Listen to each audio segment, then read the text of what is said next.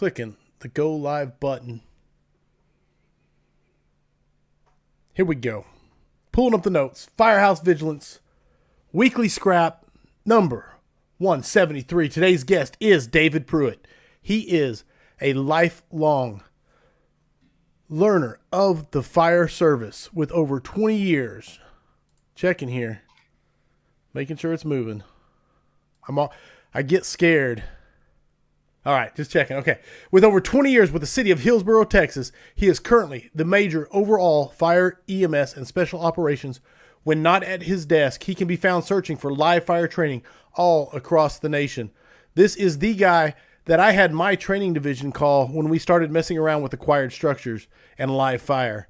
And I'm not going to lie, there's some really cool stories from my guys when they're walking in. They're like, man, it's hot in there. Man, it's hot in there. And they're like, holy crap, that guy's still in there. And really cool stories like that. So, David Pruitt, we have a lot to talk about, and I'm looking forward to the conversation. It's my pleasure to have you on as the guest of Weekly Scrap number 173. Same here, brother. Thank you so much. Proud to be here. Proud to be, I think I'm the 22nd or 23rd Texan on the scrap. So, Dude, proud to represent our great state and what we're doing for the fire service. There's been a lot of Texas on the scrap. Proximity, and so I make a lot of connections that way. Absolutely. B, there's some hotbeds of action and what do you call it? Like where things all kind of come together and ferment and bubble up, in Texas, man. Some very good hotbeds popping up. Like little geysers almost, pressure points. Absolutely. Anything I missed in the intro? Anything you would like to add? No, like I say, lifelong learner. My dad put in 38 years, so the majority of my formative years were either on his shoulders watching fire trucks or standing at the back of a command vehicle watching him work as a battalion aide, and got to see a lot of stuff there before I even got on the job. And then I would not be here today without his help throughout the years, and my wife and my boys supporting me throughout the decades. Everything I do for them and honoring the legacy they're helping to create. So. Right on, brother. Right on, man. I love that. I love the passing it back, the humility. Here we go. I'm going to try and catch you up with some of the opening. Good evening from Southern Indiana. That comes from Jasper Miller. Patrick Sawyer said, let's do this. Absolutely. John Hayowick said, let's do this. Gus Salcido, Texas on the house. Kill it, brother. Absolutely. Yeah, let's go from Mark Burgess.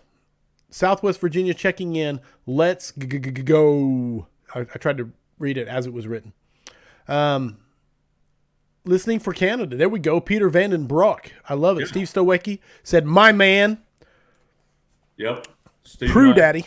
Yep. We got some time in the burns ourselves, me and Steve. Ben Westcott said, Prue Daddy. Absolutely. Yeah. Kill it, Chief. Yeah, tons of it. Yeah. Ben's a fantastic guy. Hey, Dave, did you get your piano taken care of? Hope all is well. That comes from BJ Breacher. Yes. One of my cousins is going to get it. That near-death experience.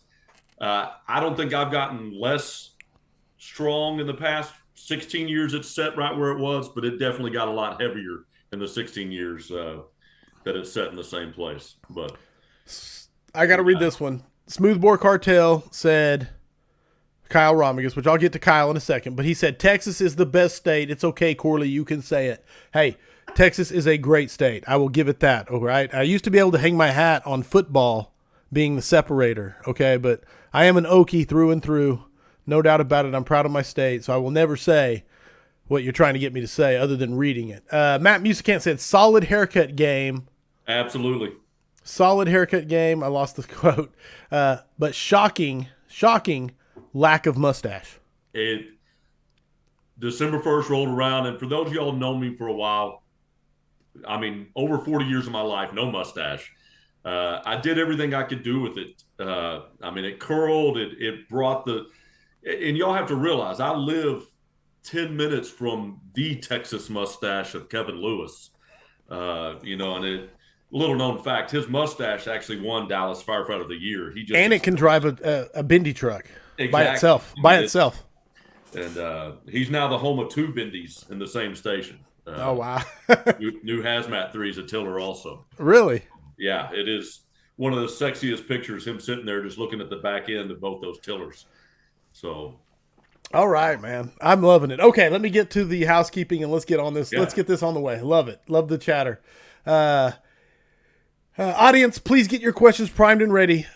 Kyle Romagus, the Smoothbore Cartel, Engine Company Resurrection, the man himself is in here to field your questions and make sure they get through.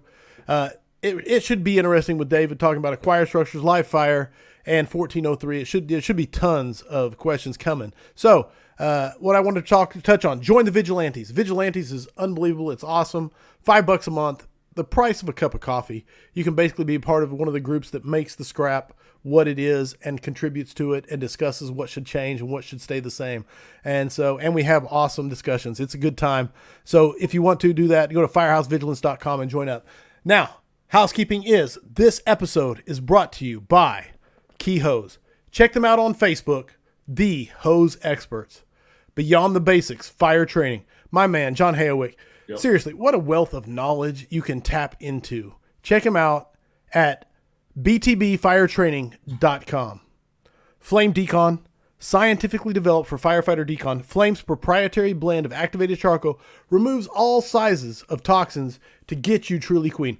I use it myself, and I use the body wash. I love the stuff. Affordable Drill Towers. Man, home of the Affordable Drill Tower and the Affordable Standpipe Prop. It's firefighter owned and operated. Pump and roll using the Affordable Standpipe Prop. The Affordable Standpipe Prop fits through most classroom doorways, so you can teach the standpipe theory there with the prop and everything. Then you roll it out into the parking lot, hook it up, and start pumping. It comes with 6 standpipe valves that can be upgraded to PRVs or customized to what you actually have in your jurisdiction. So call Steve, 844-55-TOWER, or drop an email to info@affordabledrilltowers.com. And with that makes it all the housekeeping out of the way, and we're ready to have weekly scrap number 173. So my brother, you said you wanted to kick it off. I always ask questions, and you said you wanted to kick it off with, I'm seeing if I'm frozen. Am I frozen to everybody or not? I can't tell. Yeah, actually, I'm moving, but you're frozen. I've got it pulled up on the side screen. No, I got you. Okay, well, we'll just go with it. As long as people can hear me, I'm going to keep rolling with it. Might try hitting the refresh. I'm going to refresh and see if it fixes anything. I really have been trying to upgrade. See if I just ruin everything by hitting the refresh button. Any better? No, it just doesn't seem to be. Hold on, everybody. Just keep on talking, Dave. You take the thing for a second while I make this happen. No problem. We'll definitely we'll start moving down that unless it totally, Kyle let us know if it doesn't get out. Wanted to start off with a little mental health stuff with it being the first of the year. I know just right here locally where I'm at in North Texas, we've had a heck of a time the last couple of weeks just with losses, brothers and sisters, several different reasons that they've lost their lives. And so just want to let you know you're not alone in your feelings, and you're not alone in just not understanding. Some of you are going to get back to your station and there's going to be a locker with gear in it and that person's gone. And that's just a rough time. And I know he's been a sponsor before. I mean, reach out to Blake and Next Run, reach out to Dina or Rick George. Do not go through this by yourself. And if you're in a department, if there's still a department that exists that won't work with you and you're having mental health issues, reach out to one of us that's out there. And it is becoming our biggest mission field is saving each other. And, in ways to remember. And I reached out to a great buddy of mine, Dave Mellon, that I teach with, and he lost, and we had this made for Avery. February 16th of last year, she lost her life. Brand new firefighter, young on the job. We got these made. We take them with us. That one stays on my lid or in my pocket. Every place we go teach, every place we go instruct or take a class, we carry Avery with us. And what you'll find is ways to remember those good times. And and celebrate them and reflect upon those. And, and faith, family, and friends will get you through it. So. Right on, brother. Right on, man. And I can't think of a better way to kick off the new year than to touch on mental health and touch on how we all have to look out for each other.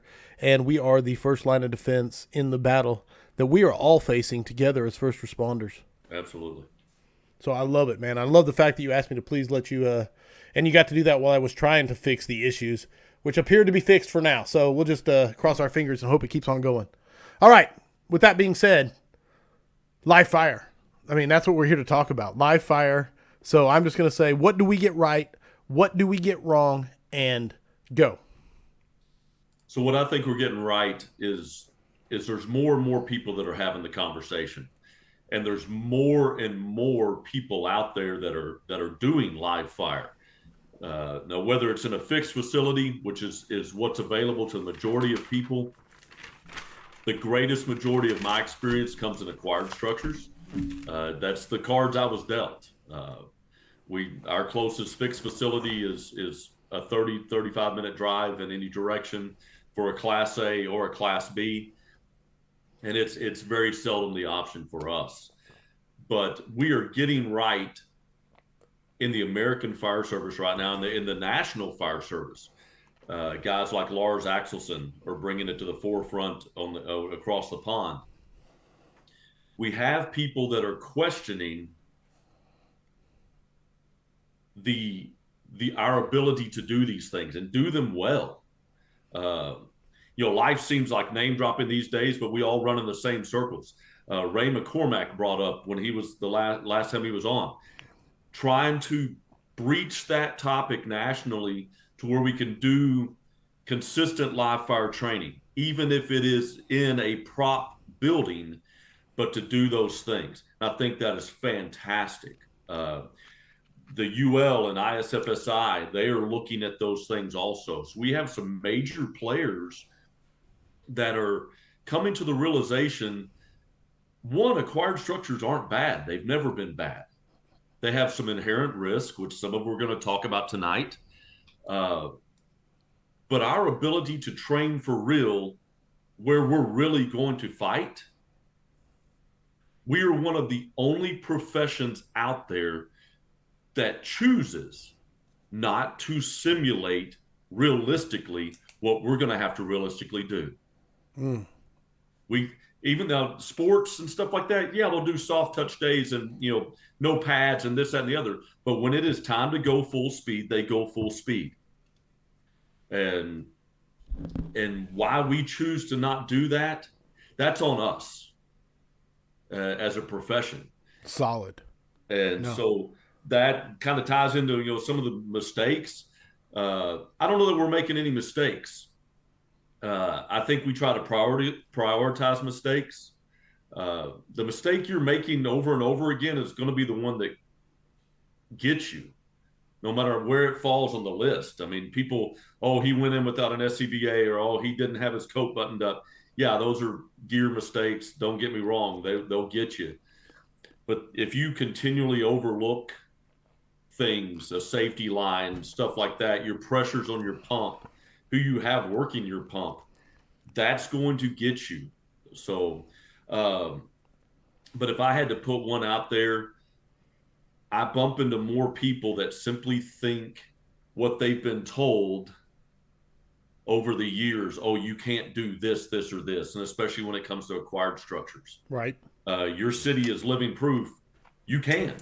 Yes. And we bump into them all the time. And the guys that are out there spreading the good word, Jason Jonitas, Ian Bennett, Carl Weiss, Jay Bonifield, Cameron Sunderland, those guys across the nation that are burning in acquireds regularly, man, they're knocking it out of the park, helping to spell those deals.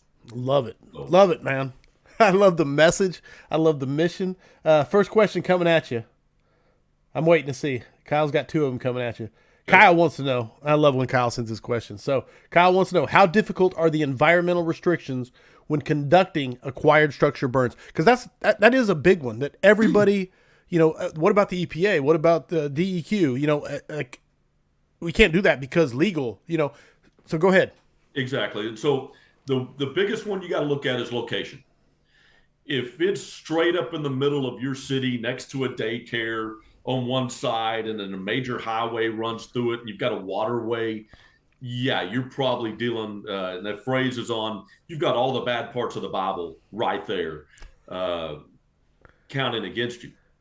Most days it is not those things. Uh, and so what I have found to be true with over, almost 2 decades of burning in acquired structures, one, reach out and have the conversation with your environmental quality people and ask them those specific questions, not expecting negative answers. When I first started having those conversations in Texas, it's the Texas Commission on Environmental Quality, and everybody has their own little spin on who controls outdoor burning.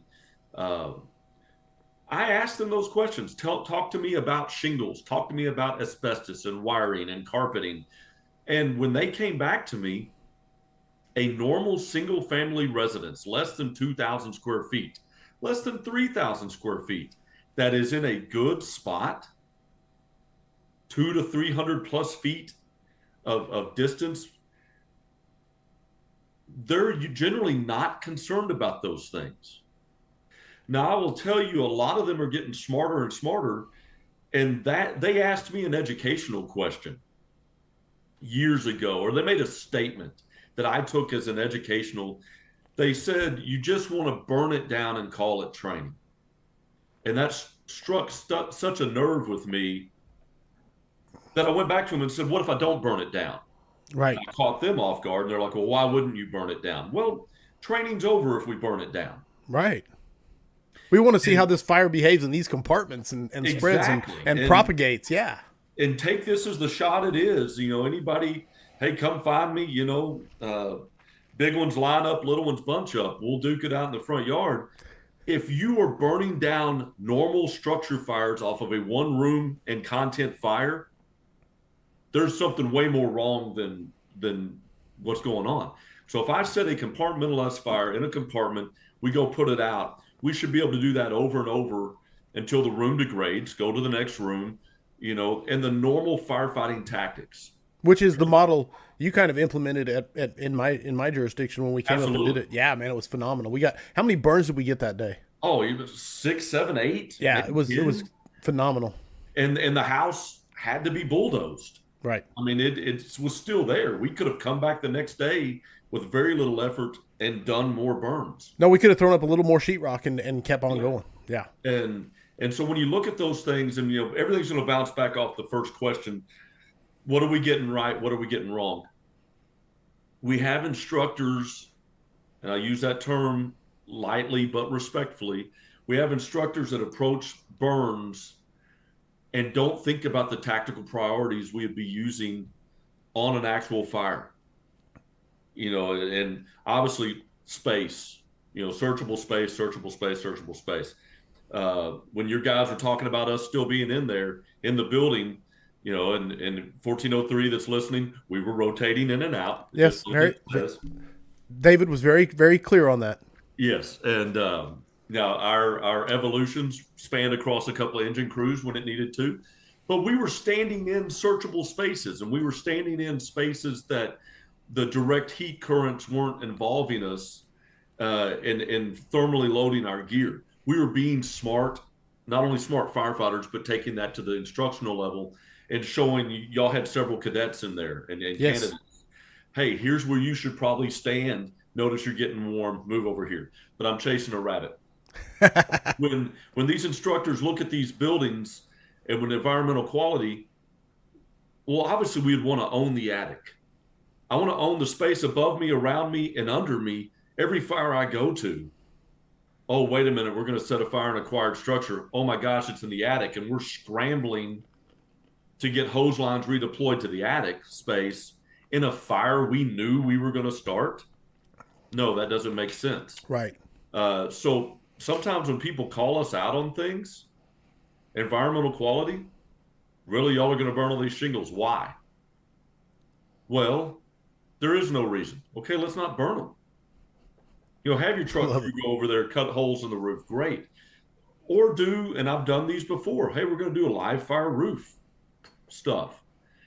And we work that safety stuff from the other way. And some of the safety margins are difficult to talk about online. They're easier when we do things and see them. That's where I'll give a shout out to Soda City, Jason Jonitas. They're doing an upcoming at the end of the month. As a train the trainer instructor for live burns and stuff. If you can get out there to South Carolina, they're crushing it out there with their Yeah, stuff. there is no Uh, doubt. but anyways, I've got 4 screens up. By the way, everybody that knows me knows that there's rabbits in every direction.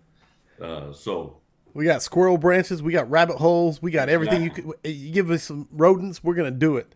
Kyle Romigus, another question coming at you. What are some pieces of advice you would give a department training officer when attempting to conduct acquired structure burns? I know you get this question a lot, so let's I get hit this it. question. Yeah, this is one of the most asked. So one, I would, whatever time you're giving yourself, add a few weeks because something will come up there. Whether it's they want environmental quality wants to come out and do a site visit. Uh, I've had people leave stuff in their house that they want to come back and oh my gosh, we can't believe we left that there. And I'm like, man, I'm glad you came today because tomorrow this is going to be a flaming bit of We're ash. melting this tomorrow. Yes. And things just come up. And then I would tell those new training officers because there's people out there that are doing these. I'm doing them on a somewhat regular basis still. Find the people that are doing them, go be with them for a little bit. Whether it's Charlie Dahl out in Parker County, or like say South Carolina, get out there to Ian and Jay that are doing them regularly. Pennsylvania has a phenomenal acquired structure program. For a little bit of money, some airfare, and possibly a hotel if you don't stay in a fire station, watch these guys work. Take ample notes because the what looks to be seamless operations, I promise you, were born out of holy crap, it's doing this. Everybody run away. Right. And when they tell you, especially, hey, I probably wouldn't do this. I Right. probably wouldn't do that. Man, take those things to the bank because they're sharing with you nuggets that will keep you safe and keep it longevity. And then I would tell a new instructor, and this is exactly what I told Major Glidden, pick one unequivocally you can win. And when guys reach out across the nation, hey, like I said earlier, we got this one that happens to be 2 feet from this other house. Probably not a great one. Right. I love the ones that are kind of wide open because it immediately takes that segment out. I Off love the table. Yeah. Just off the removes it from table. the Great. equation. Yeah. We're not going to have a neighbor complaining. We're not going to have this. The ones that are just standard construction styles. Nothing crazy construction styles. And then fourth on that list, and this one rubs some people the wrong way. And if I come across this way, get with one of my guys. Get with Ben, who's on there. He speaks fluent Dave.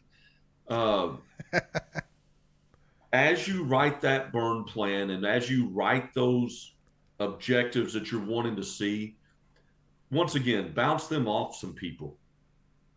Because I promise you, and I've just had this happen, the greatest class I had ever put together years ago, one person was simply out of place, and not out of place like they were on the Charlie side instead of the Bravo side or whatever.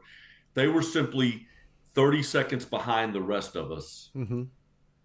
And it all started falling apart.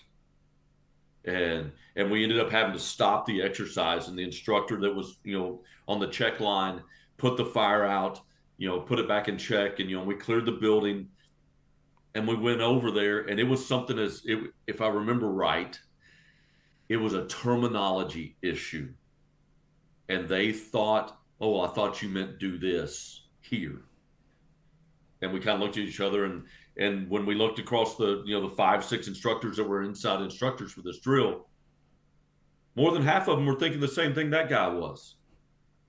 And so something as simple as your terminology and as your Right. lesson plan and your training objectives, and I tell people this year round, the hardest thing to realize is you may not need to add fire to anything just yet.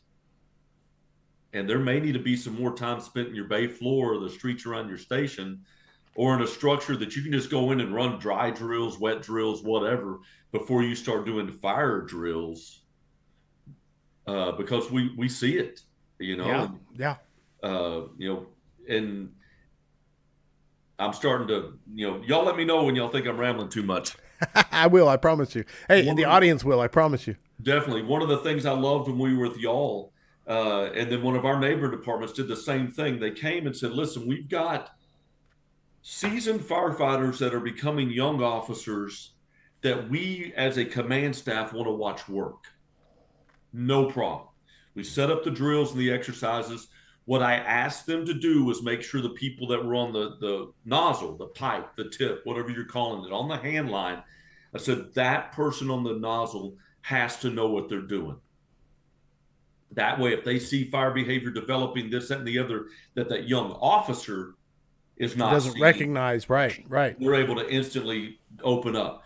But they're also able to give that latitude with command staff there. And we had like 5 layers of safety because me and part of my team were in there.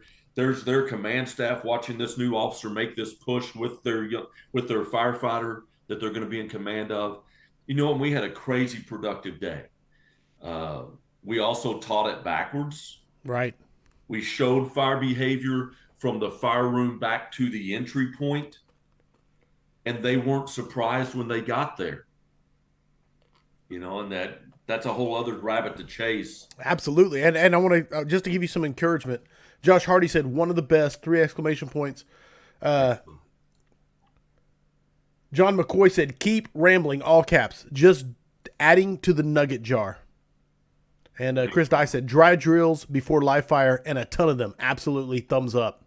Absolutely. So just so you know, the rabbit holes, hey, the scrap is built on rabbit holes, so just enjoy. Well, we are a performance-based business. Yes. And yes. What makes our job the hardest out of any other profession, there's diehard Cowboy fans and OU fans, and they go, and when that team goes to play, those fans show up. We're in the one-time business. We get to the 90+% of our calls are to first-time, only-time customers that did not know they were going to see us perform today. And it absolutely crushes me when I see people want to do improv. And this is one of the things I've thought about for years. When you look at guys like Robin Williams and Jim Carrey and those guys, and I'll tell you what, I'll throw my dad into that. My dad is such a phenomenal improv person, but he would tell you the same as those guys. They knew what they wanted to say. You just hadn't set them up for it yet.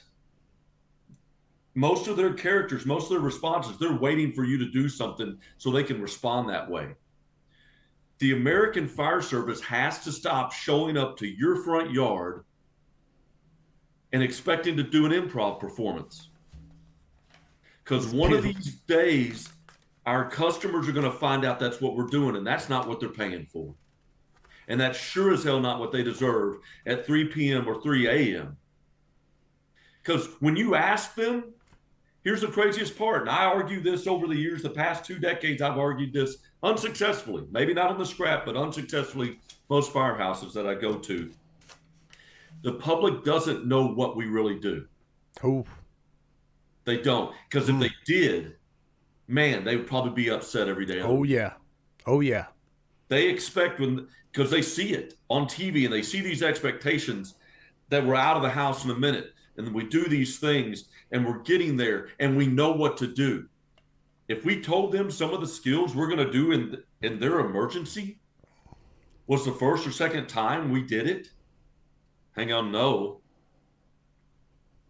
If you went to a concert right now, you expect them to be well performed and do their stuff. Rehearsed and, planned. Yeah, absolutely. Exactly. How many times Aaron Fields has said we're the only industry that fields our C team regularly. On the regular. Life-saving business. Jacob Johnson said it the other day when we were up in Oklahoma. Even the guys on the bench are dressed. I loved A&M forever, the home of the 12th man. That's why they stand the entire game, because they are waiting for that coach to look up and say, you, come on, we need you. We've got to be better every day so we can be the best on their worst day. And until that happens, we don't need to add fire to things. And unfortunately, I know this will suck for me to say, it's unfortunate some fire departments are going to fires that aren't putting in the prep work to truly succeed. And like I say, not going to call out anybody. I'm thankful nobody's getting dead and people hurt. Chief Ikes want for there to be less than 2,000 firefighter fatalities. We need to make that happen in 2023. And that comes through our diligence, practice every day. As Ramirez says, practice doesn't make perfect, practice makes permanent. Permanent. Okay? And we've got to get out there. It is not good enough to have not, when within 10 feet of being in the building with your probie, they should know full well what you expect of them. Yes. And we expect you to be dressed. We expect you to step off the rig. We need to teach them those things. And this backs back up into, we talked earlier about NFPA 1001. The professional qualifications to even do our job should be rooted in fire behavior, fire tactics, fire dynamics, because there's a difference between dynamics and behavior. Absolutely. And then they should have stretched so much hose that when they come into your door as a new person, all they need to know is where and how and why. Yes. And as we talked about this earlier also, those y'all that were at End of the Job, and I think it was Sandy Laska that said it. It might have been one of the other guys. There are enough of us on the scrap tonight that we can change the American Fire Service. We have to make that expectation be known to the people that are writing the books, to the people that are reading those books and teaching them, which leads into 1041. To be an instructor in our fire service, you have to do more than read. It is pathetic that is, and I would say that. It is, I don't work for NFPA. I don't work for ISTA. I don't work for Jones and Bartlett. I work for the people that when I show up to their problem, they expect me to know those things. And the men and women that I employ and work alongside of, they expect us to have trained on those things. And if the book is wrong, we put away the book. And we no longer go to that book anymore. It could be a great reference. Here's how we used to do things. And we have to be able to admit, nobody wants to hear they were wrong, but dadgummit, in the days that UL and FSRI are putting out quality studies, and Brush and that team are telling us exactly where people are, we can't be getting it wrong. You are on a roll. You are on a roll, my brother. I'm afraid to even speak and break the spell because there are too many sound bites, man. Let me catch you. I'm just gonna give you some of this coming from the audience because it's truth. # truth bomb fact. Howard Reinwald said, "Well, that was a keynote level run right there," and that had about 15 reactions, a bunch of which were love. You're speaking my love language, Dave. Musicant said, "Louder for the ones in the cheap seats, my brother." Absolutely. So many truth bombs from Bradley Valancourt. I'm just trying to even catch the number of comments coming through. Dude, you were on another you were channeling something there because I quit writing down at 27-minute mark, and that was like 8 minutes ago. I was circling sound bites, and then I had to let go. So, because I have to pick one when I make the podcast. I put the sound bite at the beginning. So I'm trying to keep good notes. All right. Back to questions. Feel free. Scott Hope Jr. says, "What is your take on current safety regulations hindering you from recreating some of the inherently dangerous scenarios these young firefighters will ultimately face? How do you adjust and overcome that training gap?" So fantastic question. One of the things I like doing, especially in dry runs, is we have to look at what we're actually expecting them to do. And when you do that dry run, and this can be painful, this is going to take a little bit of time and effort as an instructor, because a 15-minute drill quickly becomes 30-minute drill. Just the simple movement to where you're going. And I'm just picking that out because one of the things, and this is something that not only did Ray point out on when he was last on the scrap, he and I were talking about this at Wichita Hot. We know what to do when we get to, we think we know what we're doing when we get to the fire room. We're getting our brothers and sisters. I'm not even going to say young because we have seasoned people that are getting themselves in a pickle on the way to the fire room.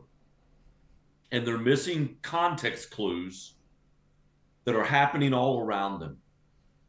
And it's not just the switch from legacy to modern fuels. What we need to be able to show people is, and I always call it like a roller coaster, the roller coaster that's most days up and down of nozzle work and truck work. Everybody is a genius doing truck work when they're standing up with a 6 or 8 foot hook and having to hook sealant. One of the things I love doing, especially truck work, man, can you hook that sealant on your knees? When you're getting baked, or you may just be able to get up to a crouch position real quick, hook some sealant real quick so that nozzle can go to work into those void spaces and give that fire, the avenue to go up and away from you a little bit. Are you able to do those things? And the same with nozzle work. Are you able to move, walk, and transition and do those stuff? And, Manny was on last week, talking about the Camilla and talking about the hip grip and those things. Those things take time. And more importantly, they take individuals. I like the Camilla too. I love Aaron. Aaron and I are good friends. I've been through nozzle forward numerous times, and one of the biggest things he tells you after you have your first time is, one, keep coming. You're able to go and audit it. It's not like he charges you over and over, but find the people that have it figured out and learn where these components. You learn a basic skill set and a methodology of hose work from these guys that have their places. Right. And what a lot of the American Fire Service, they're so beat down through the academies. Here's step 1 through 5. You may walk straight to the fire, put it out, walk straight back to the truck. You may start off on your knees and make a push and then get past the fire knockdown and be able to stand up. I hate to say it, it's like the wheel, spin that wheel. Okay, here's the 3 ways we're going to get to the fire today. Okay, great. And then have there be obstacles in the way. Sure. But back specifically to the safety and dangerous parts, and this is one of the things we got to be utilizing every day, is the videos that are out there. Because we have such good footage. HD footage, yes. HD, yes. Yeah. And Jay and Ian, man, are next level burning some of these structures and showing you what the progression from incipient to fully developed is. And then in some of their videos, they're showing you, and I love it. Ian and I were on the phone a couple of weeks ago talking about things. Wow, the fire is now past an 1 3/4 line. They immediately put their safety line in play and did a full-on testimony of why. One, should the fire have gotten to that point? It did. I'm not going to say it shouldn't or couldn't or whatever. But it did. Right. They recognized it. And that is what multiple lines, that is what GPS's gallons per second put that fire immediately back in the box. And they were able to keep teaching and doing their stuff. And so you're able to look at some of those unsafe moments that we are capturing now through the helmet cam footage, through the bystander footage. And the disposable the phone footage. Yeah, absolutely. No, and I want to say real quick, I don't want to break your flow, but West Coast Fire Training, look them up on YouTube so you can see their video. I absolutely, if he's going to reference them, I want to give the shout out to what Jay, Ian, and all of them do. West Coast Fire Training. And if there's something else associated with that I'm leaving out, let me know. Let me silence my phone also. And so when I look at those safety things, I think they can be recreated. Now, for me personally, and Ian and I joke because one of his catchphrases is, The fire's the point, not a prop. And absolutely, if I'm going to put live fire in a building, it's got to be the point. But I will use props to demonstrate that point. One of those being, and I hate to even use dangerous, it's all dangerous. Our Right. job is inherently dangerous. The safety margin to have the fire that you want to close and isolate the door. Now, if you've been through VES training, VEIS, if you've been through search training, you would want to make that situation, one, get in there and do it as rapidly as possible, thoroughly, Right. Right. searching those searchable spaces that we know people will be at. And there are days, I'm not going to lie, there's days I don't close doors as I'm going. It's Right. the hose is coming behind me, or we're doing whatever. It's food on the stove creating the problem. Whatever the problem's created by, I may not need to isolate. I think about it. I go through those motions. But if I'm wanting to reinforce, wow, there's fire right there at the door, I will move that fire to the door. Create a simple box around the doorway or right outside the doorway. That way, when they come through that window or they go through a wall entering in, that's another, just there's a whole other rabbit hole. You get me. Like, I love binaries. I love binaries, and I love teaching my young guys binaries, because binaries are something you can latch onto when you're young and hold on to. And Absolutely. they can also become artifacts. Don't get me wrong, and I understand that. But the binary on a go no go for a VES, and I think it was a Cobb County guy that taught this at Firehouse Expo this year. I didn't get to go, but I heard about it vicariously, so I'm trying to give credit where credit is due. But the binary was, what's the go no go on a VES in a window, right? And his was, can you isolate before it's going to flash? Yep. And that should be it. I love that to teach, because that's simple. That's something you can wrap your head around. Absolutely. And so let's take the fire back out of it. At this point in life, even guys coming out of the academy, you should know what a imminent flashover looks like. And then back that up to a compartmentalized building has the potential to flash. If it's all over the place, open, wide open, this, that, and the other, it has the potential to become fully developed. And that will be as bad for you as flashover. It just won't be that initial violence. Right. When I teach flashover stuff without fire, it is a proximity issue, not 360, but 180 around you. I have fire coming at me and I have stuff coming down on me. Right on. I'm becoming cramped in a space that I now have to work in. And I'm not going to say I box them into that space, but we have to get them comfortable and move them down in that space. And prepared to make decisions in that space. Absolutely. Right. One of the fallacies of training that happens so early on, and like you said, it creates that artifact. And artifact's not bad. When we see artifact, we should, those of y'all that know me, I like to teach everything together. Fire, police, EMS, I like to teach it all the same thing. When I see artifact on my monitor, and cardiology is not my strongest point, but when I see artifact, something's going on, I need to check.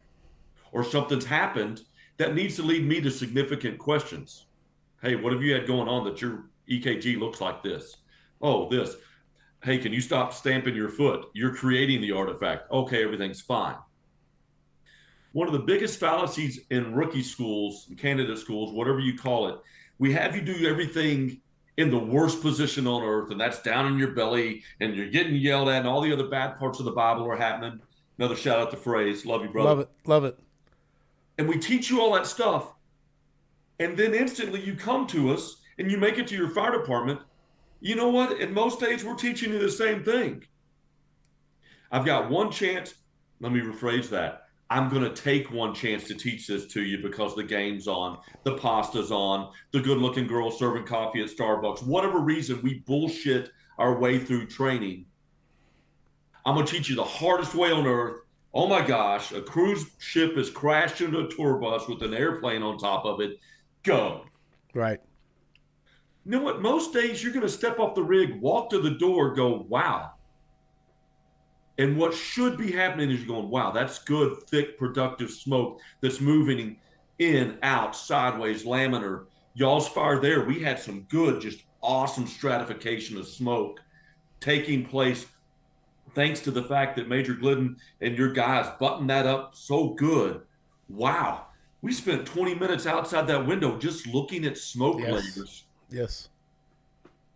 and going, wow, when you see this young guy, seasoned guy that's going to step up as a driver and as an officer, everybody had to take off because of the ice storm. It's you two that are left. You're going to see this and let it trigger a memory that this is what's going to happen. Right on. Now, I have seen, as many of y'all have, I've seen extra shitty smoke at the floor. But where I've learned most of my awesome smoke and fire behaviors, like eventually my captain looked over and said, "Why are you crawling? Stand up. Let's go." Whoa, it's getting rough right here. Hey, did you see this happening on the wall? I don't know who I was talking to the other day, especially in my burn buildings. I put lines and stuff on the wall, those normal demarcation areas to where I want to be able to see things happening.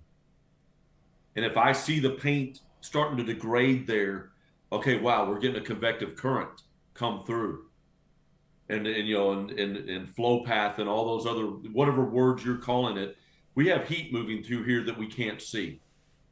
We have actual fire moving through here that we can't see, or that we can see or can't see. Right. Things are happening. I'm with you.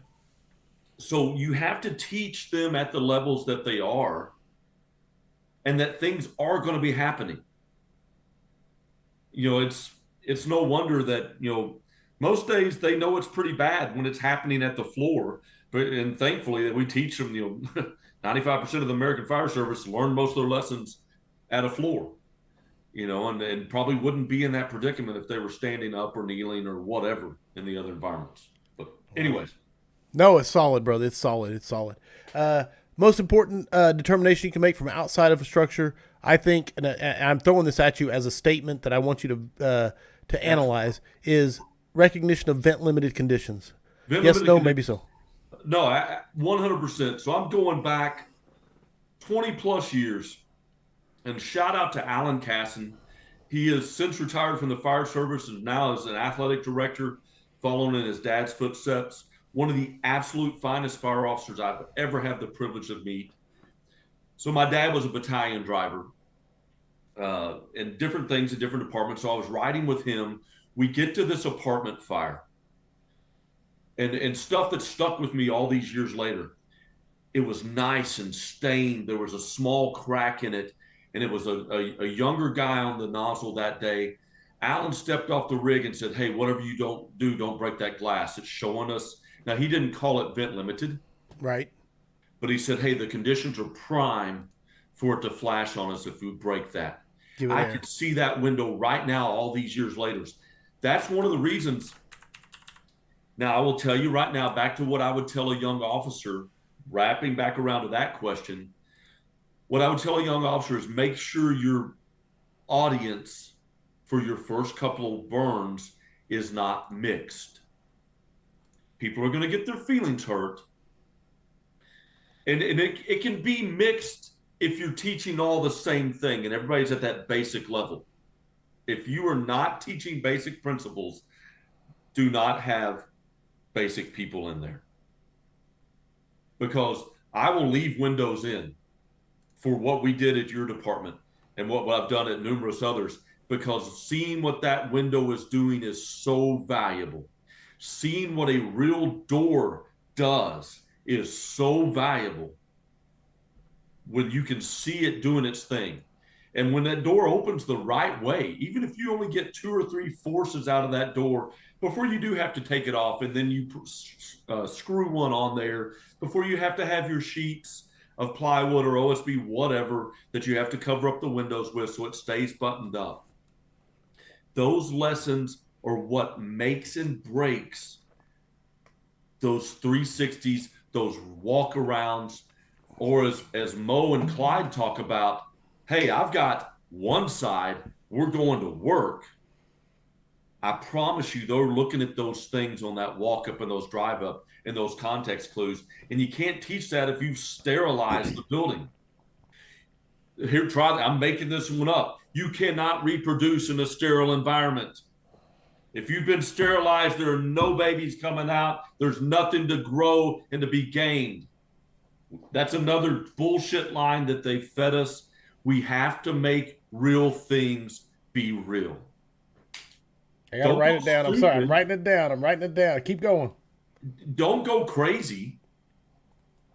There are ways to practice hoarder conditions. If you don't believe me, go to Dan Mishler.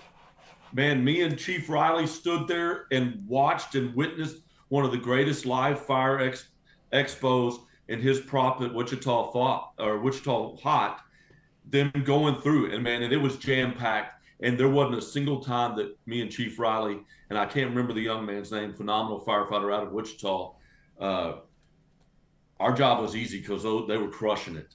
Nice. So Now I want to ask you, Alan. You mentioned Alan. Was that the same one that came to Honor the Fallen conference up in Oklahoma? I think so. Is it a different one? I didn't know because that's a bad MF. Alan may have. He may have coming that close. He's up closer to the border. He's been retired for a few years. Okay. But that man, I watched that man do more.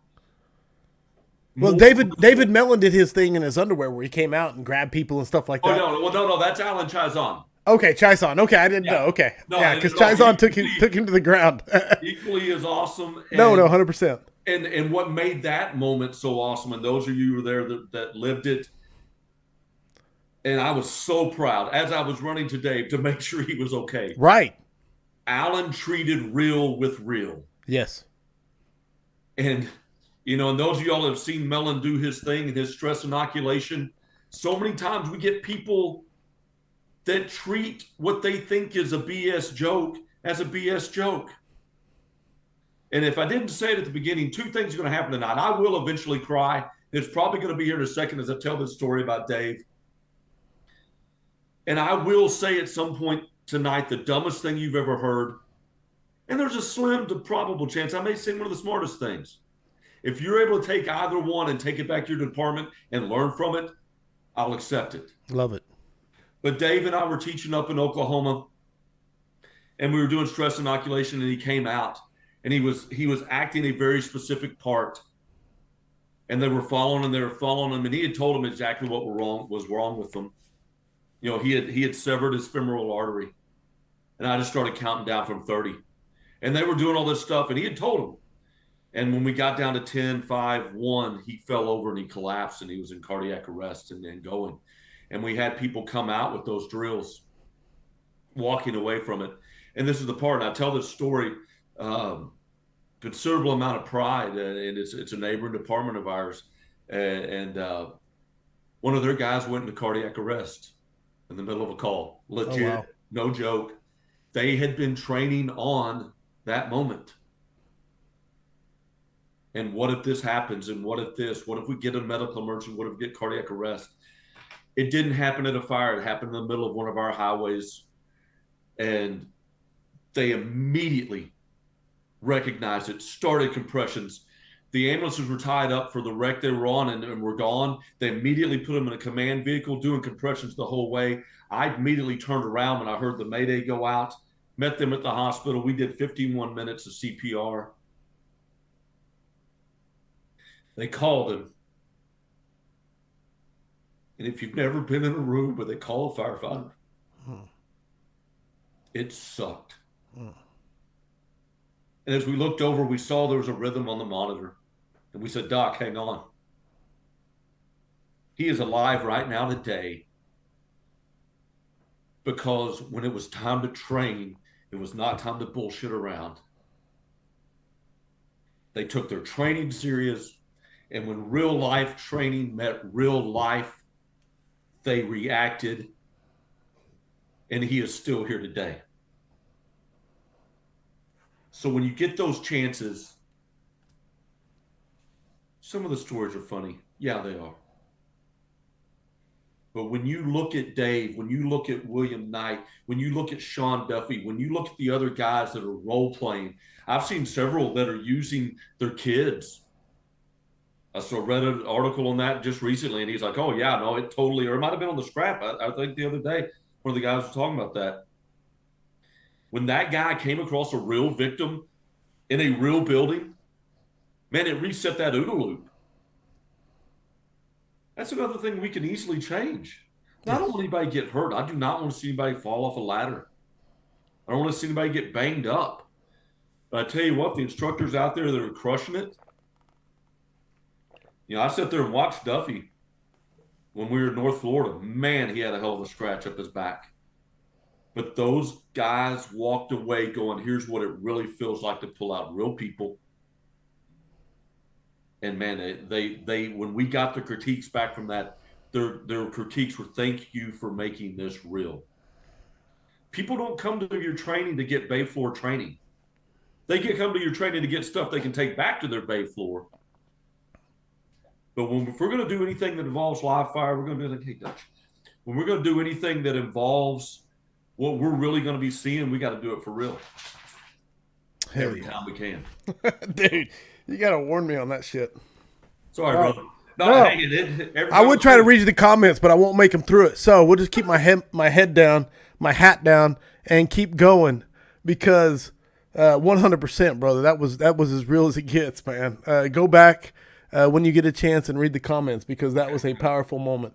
I'm going to move to questions and say Jeff Stone wants to know, Chief. Yep. How do we make the push to change the mindset that certified is the same as competent? Yeah. Only easy questions here on the screen. Yeah, only the easy ones. Wow, that would actually, I haven't rehearsed for the past month or 6 weeks. No one will come in. Certified to competent. I think honestly that's where we hold IFSTA, Jones and Bartlett, Brady, NFPA. I think that's where we put the ball in their court because that's what they're good at doing, is creating the list that they think we should follow. And if they'll create the committees based off of actual operators, we'll tell them exactly what we think competence is. I'll tell you what certified is right now. Certified is a young man sitting at home on his couch that wishes he was a fireman, a policeman, or an EMT or a paramedic because his school gave him a course completion, didn't teach him how to do the job. And when it came time for him to do the job, he failed miserably.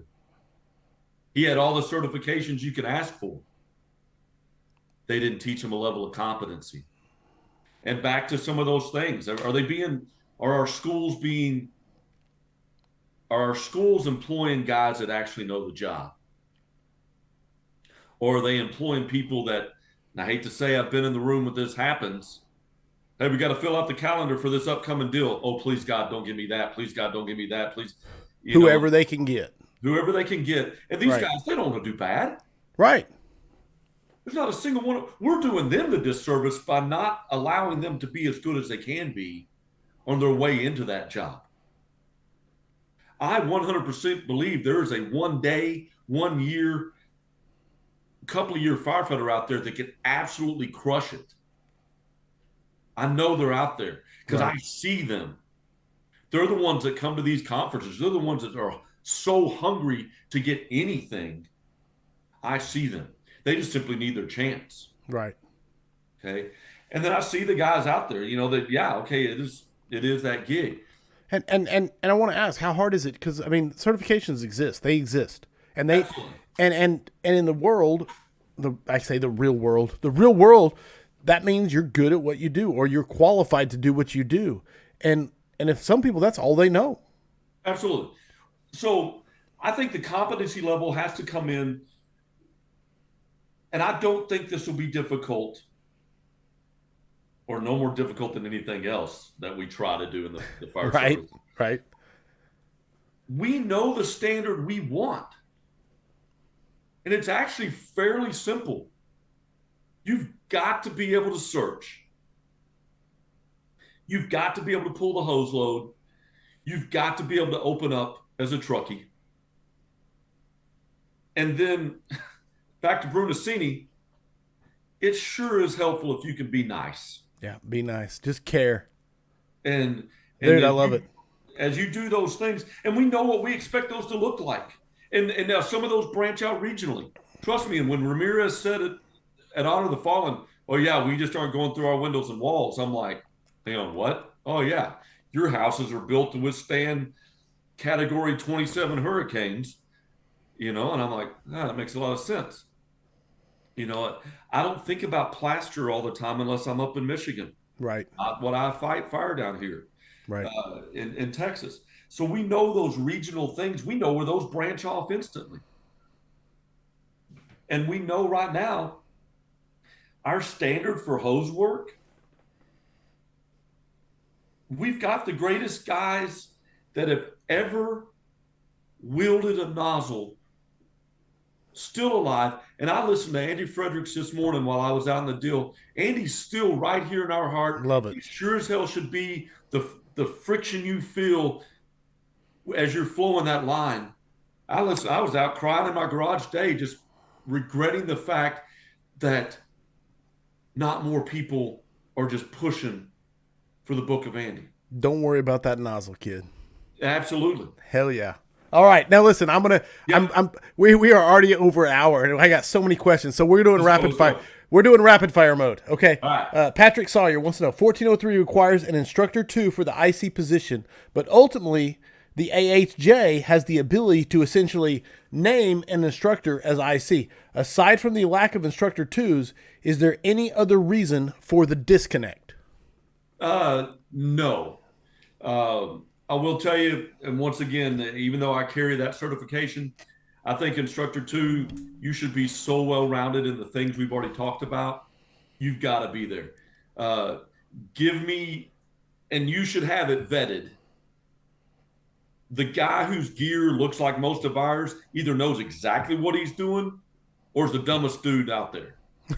It's an extraordinarily fine line. That fine line between the bravery and stupidity. Absolutely. The scars look the same, but that, and how many times as instructors do we tell people, hey, this is from standing in the lair like a moron and getting baked watching y'all do your thing. Right. And okay. Stuff like that. Let's go. Next one, Smoothbore Cartel. Kyle Romiga says, and I don't even know if there's a quick answer to this one, but I'm throwing it at you anyway. What are some things you would like to see changed in 1403? Other than 1001 and 1041, they have to consider adding in, especially in fixed facility, there has to be furnishings. And there has to be furnishings. And then we have to get with the people that are making the buildings to where we can control the fire at a moment's notice. If you are in a Class B building, you have to have real furnishings. You could literally lay on the prop, and that's probably your only chance of getting burned in one of those buildings, unless you just jump up in the flashover portion. Right. But even Class A fixed facilities, we have to start showing those people what real furniture does in a building. They got to be able to see it off gas. Take some carpet in there, a little linoleum, whatever. Because if you see that stuff happening at that 3 and 4 foot level, everything bad's about to go down at the level you're at. And now, am I recommending putting all that stuff on the burn pile? No. Right. Fire's still hot. Fire still burns. I don't know why we're in this race to see who can build the hottest fire. Because we're counterbalancing every bit of that with our gear. Right. But no, I would want them to change that. I want them to change double IC. The couple of times I bump into those guys of really, who are the ad wizards that just added, oh, you're the instructor in charge, double IC. Somebody's got to sign it. Somebody's got to take charge of it. I don't know what I would call it. Sure. But, and from there, with 1403, I think there needs to be mandatory language and refreshers that go along with that. ISFSI does a good job of putting theirs out there. It's very reasonably priced if you want to get to it. But those things, and then a video series. Now this one scares me to say this, but I want them to take a bigger. I think it should be its own class that helps better explain burn packages and how to make them, what you're going to get out of them. Because a lot of people, when you hear fire instructors talking, I'm not going to lie and say I haven't done it. Hey, let's just throw some more on there. Right. and you keep building it past what that original package was intended. They Make out intended, a yeah. sheet that shows the different styles. That's another thing that Jay and Ian do really well. They build a package to get the desired effect in a room or in the or room or two, and to Love it. make sure guys know those things. Throwing it at you. Jim Platt, throwing at you. We know that acquired structures offer the most realistic training. I think we can all agree on that, generally Yep. speaking, especially for your jurisdiction where you're getting the acquired structure. Yes. But if not available, would you rather use concrete building or Connex box facility for live fire training? What's your thoughts? I know it's an either or, but just I know they have strengths, weaknesses, et cetera, et cetera. But go ahead. I've got time in both of them. And I'm seeing some amazing things that they're able to do with these Connex boxes. Uh, and I'm gonna say for the long term duration of events, you're able to switch out a box and you're not having to take your whole building out potentially this, that, and the other. I'm really kind of, and my wife hates this answer. I'm kind of down the middle on that, um, where I think what I think the inherent failure is in both of those structures is the warm up time, and that we end up getting them just way too hot as the day goes on, and we're not taking those pauses that we should take. Uh, Right. you do see some good traveling fire behavior, but you're having to build the fire so well, so advanced to get it that it's lost at times for me on Love that. it. And I would say Connex over concrete if they are putting in legit doors and or a legit door prop. Not a gigantic door prop fan. Todd, everybody, if you're on there, I'm not saying I don't like door props. Not a huge fan of them, but if they're able to put those door slots in on those Connex boxes easily and quickly, I think that's a little better than the other.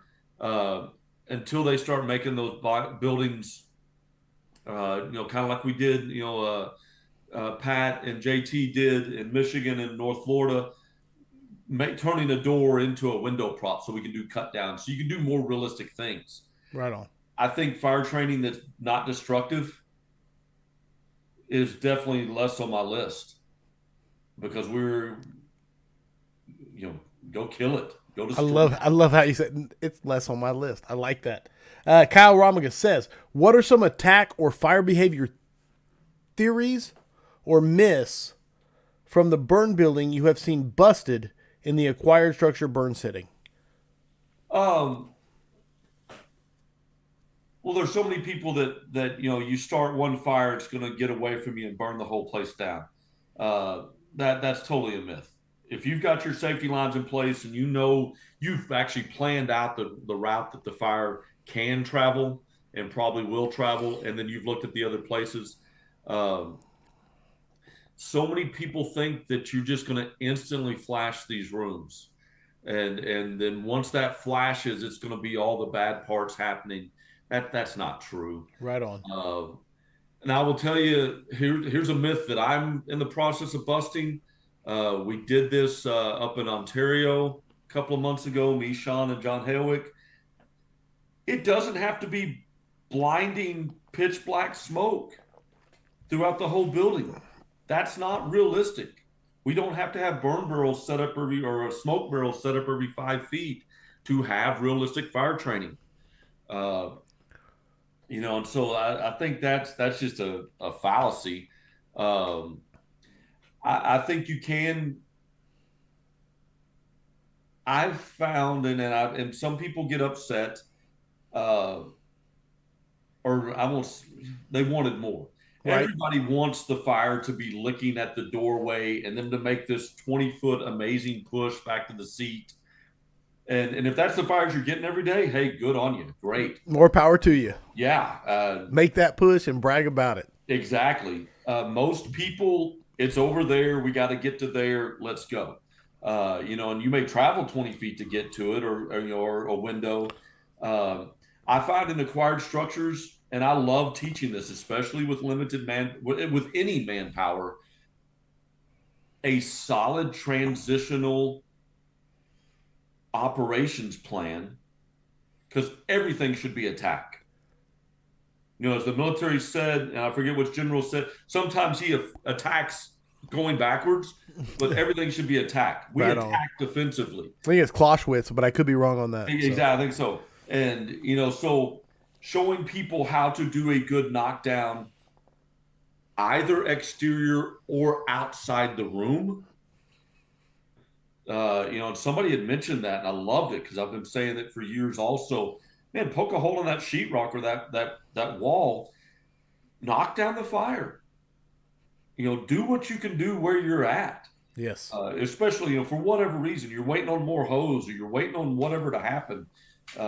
Man, start making a difference on the fire. It will not get worse.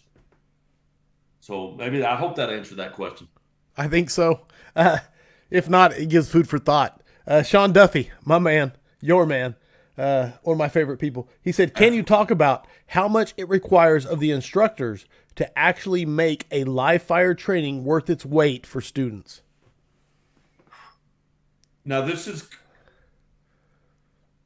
I have literally seen Sean Duffy catch on fire twice, like spontaneously combust in a room. The amount of physical exertion, stress, and the toll it takes on a body of a live firing structure is almost incalculable. And it's honestly one of the reasons, and I'm going to throw this out there, there have been burns that I have requested. Now, these are not, I'll tell you right now, these are not 1403 compliant. When you look at a standard, it is black and white. They have written it, the cover's red because 1403 is written in blood. And we should pay respect and homage to those individuals that gave their lives every day. Yes. And I regularly do every time. The rest of it's black and white. There is no gray in it. There's some things you can interpret, sure. I have to stoke a fire in a fixed facility, especially, that is going to leave the room and is going to travel, and without the aid, there's a lot of places that have the OSB hanging from the ceiling, so it'll at least travel down the hall some way or leave the room of origin. It is a tremendous exertion on our bodies, and we're coming out, we're rotating as regularly as we can within 1403 compliant rules. We're coming out every evolution. That evolution may be an hour long. Right. But yeah, no, we're going to bed tired every night. We're going to bed, we're waking up, and you'll see us moving things around. In all honesty, it's something that, all the cadres I'm a part of, I'm so fortunate to be a part of Build Your Culture and Valor Fire cadres. I was talking with Jason Jonitas just the other day about that. I would do way more burns. A lot of days it's just me prepping. And then I've got such a trusted group of guys that come down and help me out. And then some of the people, and we can talk about burns we've done. Sometimes when people come, they bring their group and they're setting stuff up. Man, it's the easiest part is some days just lighting the match. Right on. Keeping it going, keeping it stoked. The safety involved with that, especially when we get thermally loaded. And then especially young fire instructors, young training officers are looking into doing this. Right. Don't have the experience to feel when it's that loaded. Exactly. Right. And then your fights start shortly after you're thermally loaded and you go out there and one of the students or participants is like, I thought you said it was going to be hot. You're coming out, steaming and off gassing. Yeah. And all right. So yeah, let's keep going. No. It's good. I'm trying to curb it. Because I know we could go down a lot of these for another hour. Westbrook Tier says, what are the best training hot classes? Like FDTN for live fire training. So FDTN, I have not gone. Okay. And it's on the bucket list. What McCormick is absolutely crushing is consistency. And that is where Ray, that's where ISFSI, UL, all these others. That's the number one flaw with acquired structured training is the consistency time Right. after time after time. No, and is it really the variables involved? Absolutely. Well, and unlike a building, unlike your fixed facilities, and this is awesome that 1403 requires this. So when I look at how much I've burned, so in 2019, 2018, whatever it was, I think we did 161 separate ignitions. And so when you look at an acquired structure, that structure is changing every time you light the fire. And so you need to do that reevaluation every time you light a fire. Now, I will tell you, if we're just you relighting the same room real quick and we're getting everybody, they're just doing a stretch and we want them to coat the hallway as it leaves the room, we rebuild it, we coat it, rebuild it, coat it, and we've prepped that hallway to take those. We're not doing it every time. But as we're switching through those tactical objectives that we want to see, we're going back out and doing a quick 360. We're popping up in the attic or the crawl space, whatever it may be, a basement if we have a basement. And so, tell me the question again. I finally lost my thought. It took this long. That's the new world record, guys. Or will it pull up? I'm waiting. I'm waiting for. No, I think we actually took it away because Rob took it away, and I was getting ready to ask the next one, which is about your special hood for those hour-long sessions. Who's that coming from? Is that Sean or John? That comes from Rob P. Thibert.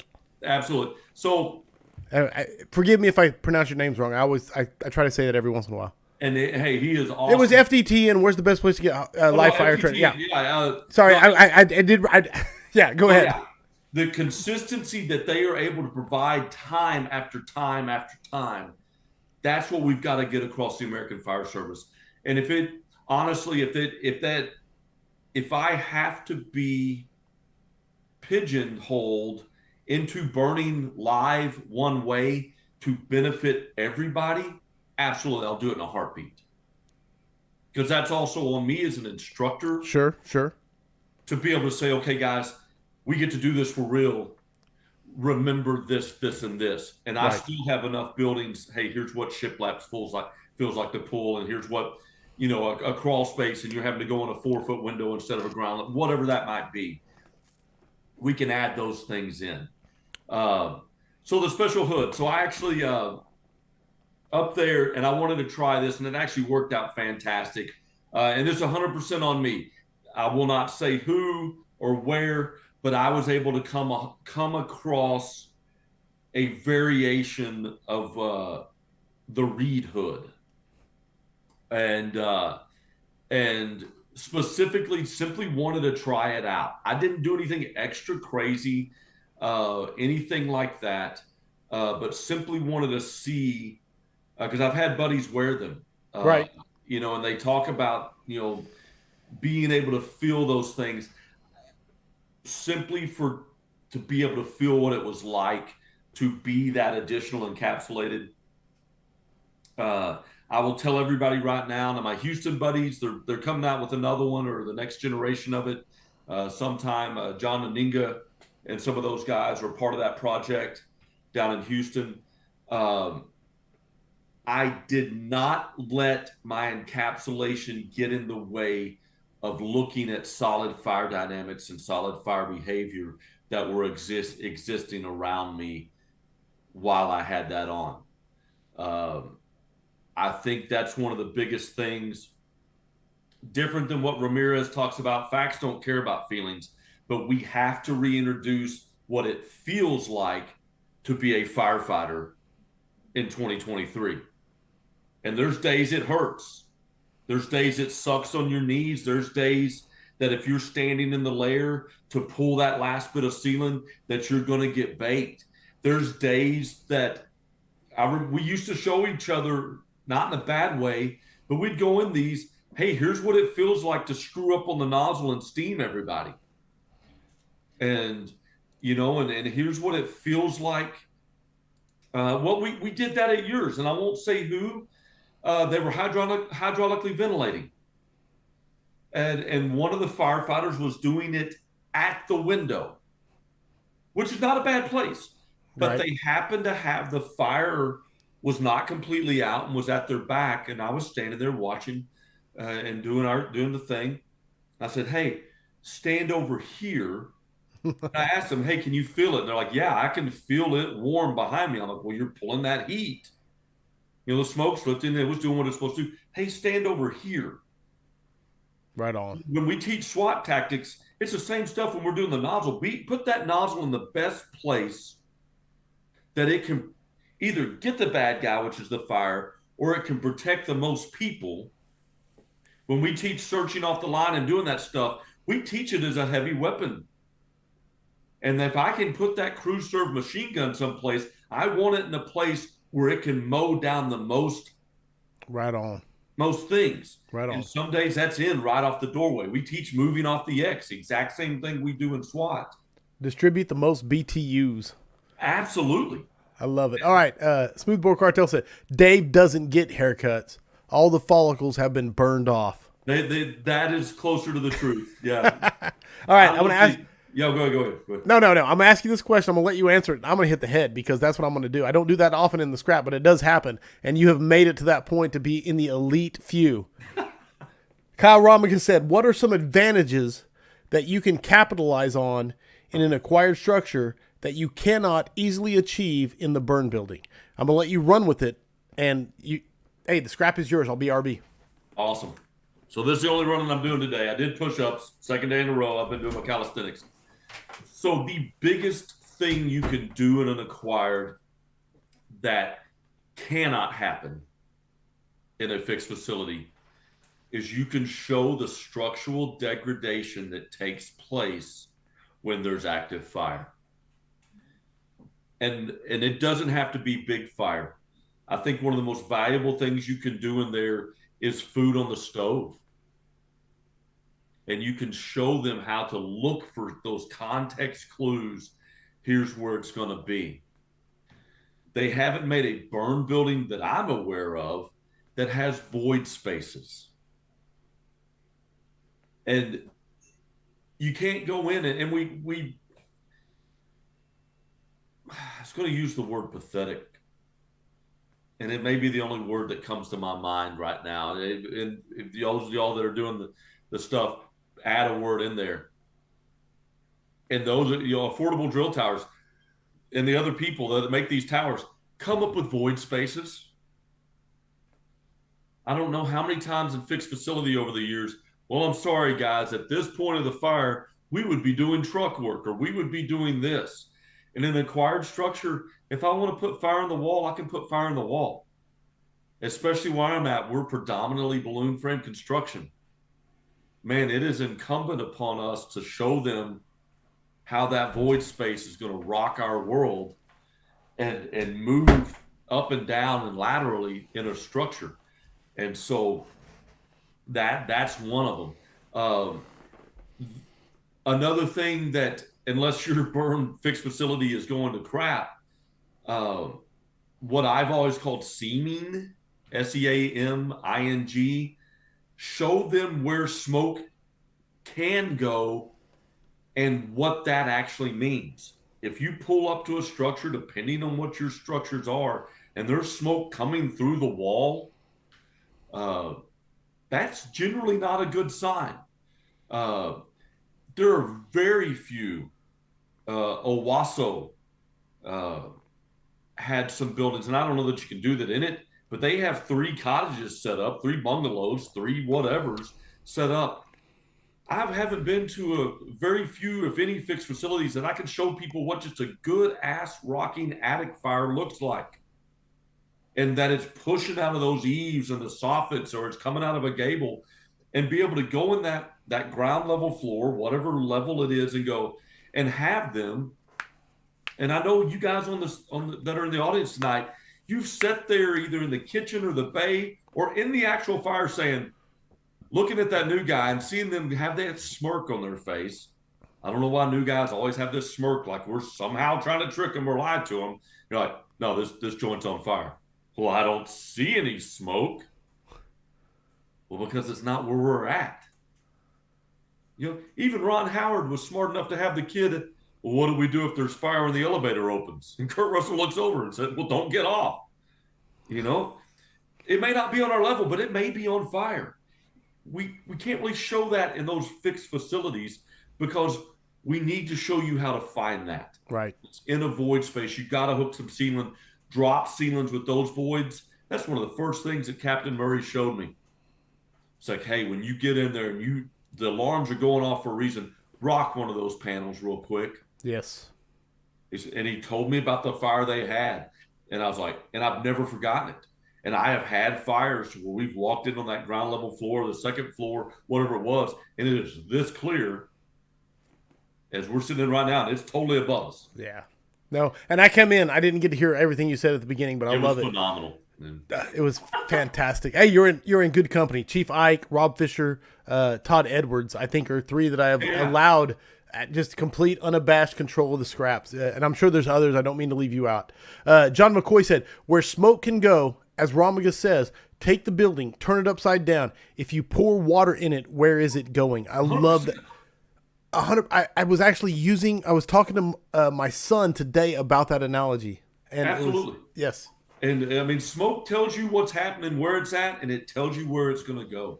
And when you leave that building unsterilized, that acquired structure, you're able to teach those valuable lessons. Just like we did with y'all's group. Wow, here's what it simply happens when it's vent limited and it's hanging. And really, the only thing we didn't do that day was disruptive drills, because it would have been okay. Here's what it actually looks like when you invert that layer. No, and we wanted to get so many reps in on the on the bread. I don't want to say bread and butter, but on the primary objective we were aiming 100%. at that day. Yeah, man, it was so great. Scott Hoke Jr. says, "My first new area has a large percentage of commercial/industrial occupancies. How do you recommend incorporating commercial fire tactics into training when we primarily train on our bread and butter residential fires?" Fantastic. So here's one of the things I do. And the first time I put this in the burn plan, the state didn't think I was crazy. The guys we were going to teach it to just looked at me that same like, hang on, we're about to do what?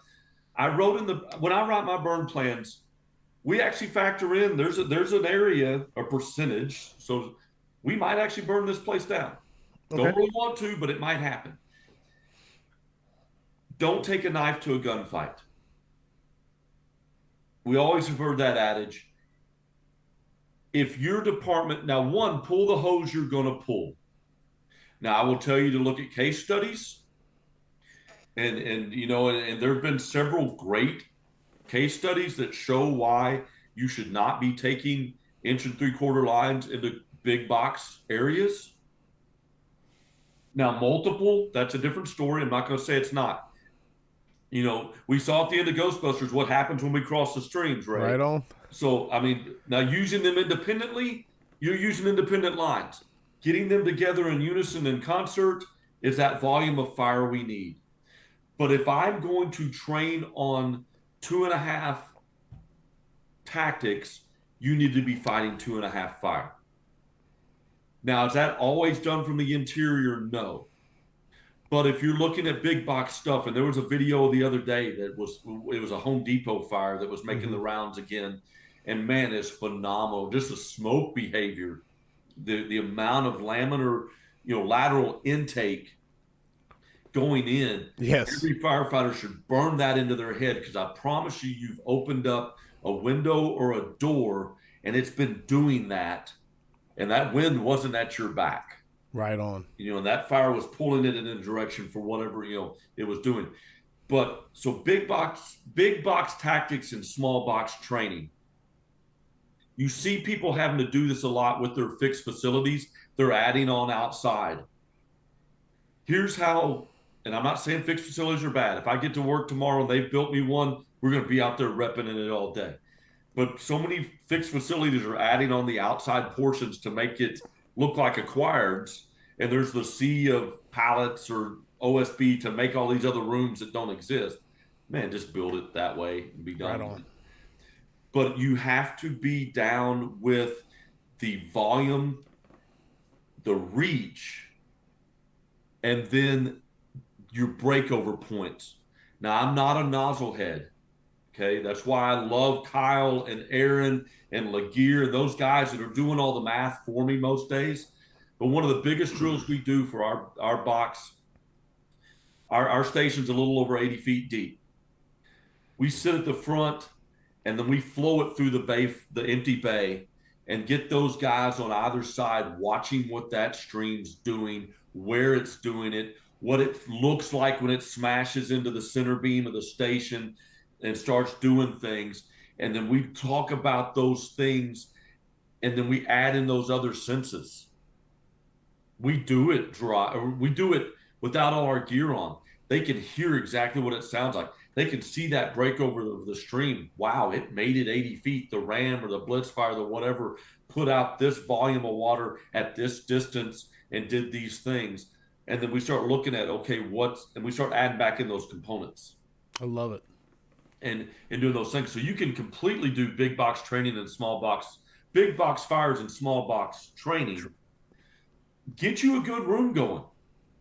You don't have to be in that room. That's another thing that a fallacy. People think they've got to be in there as all this bad shit's happening. You don't. Be at a doorway. Be at a safe spot. I forget where it was years ago. They were fighting a factory fire and they were 2 or 3 over, portions of the building. And when the collapse happened, it went through them.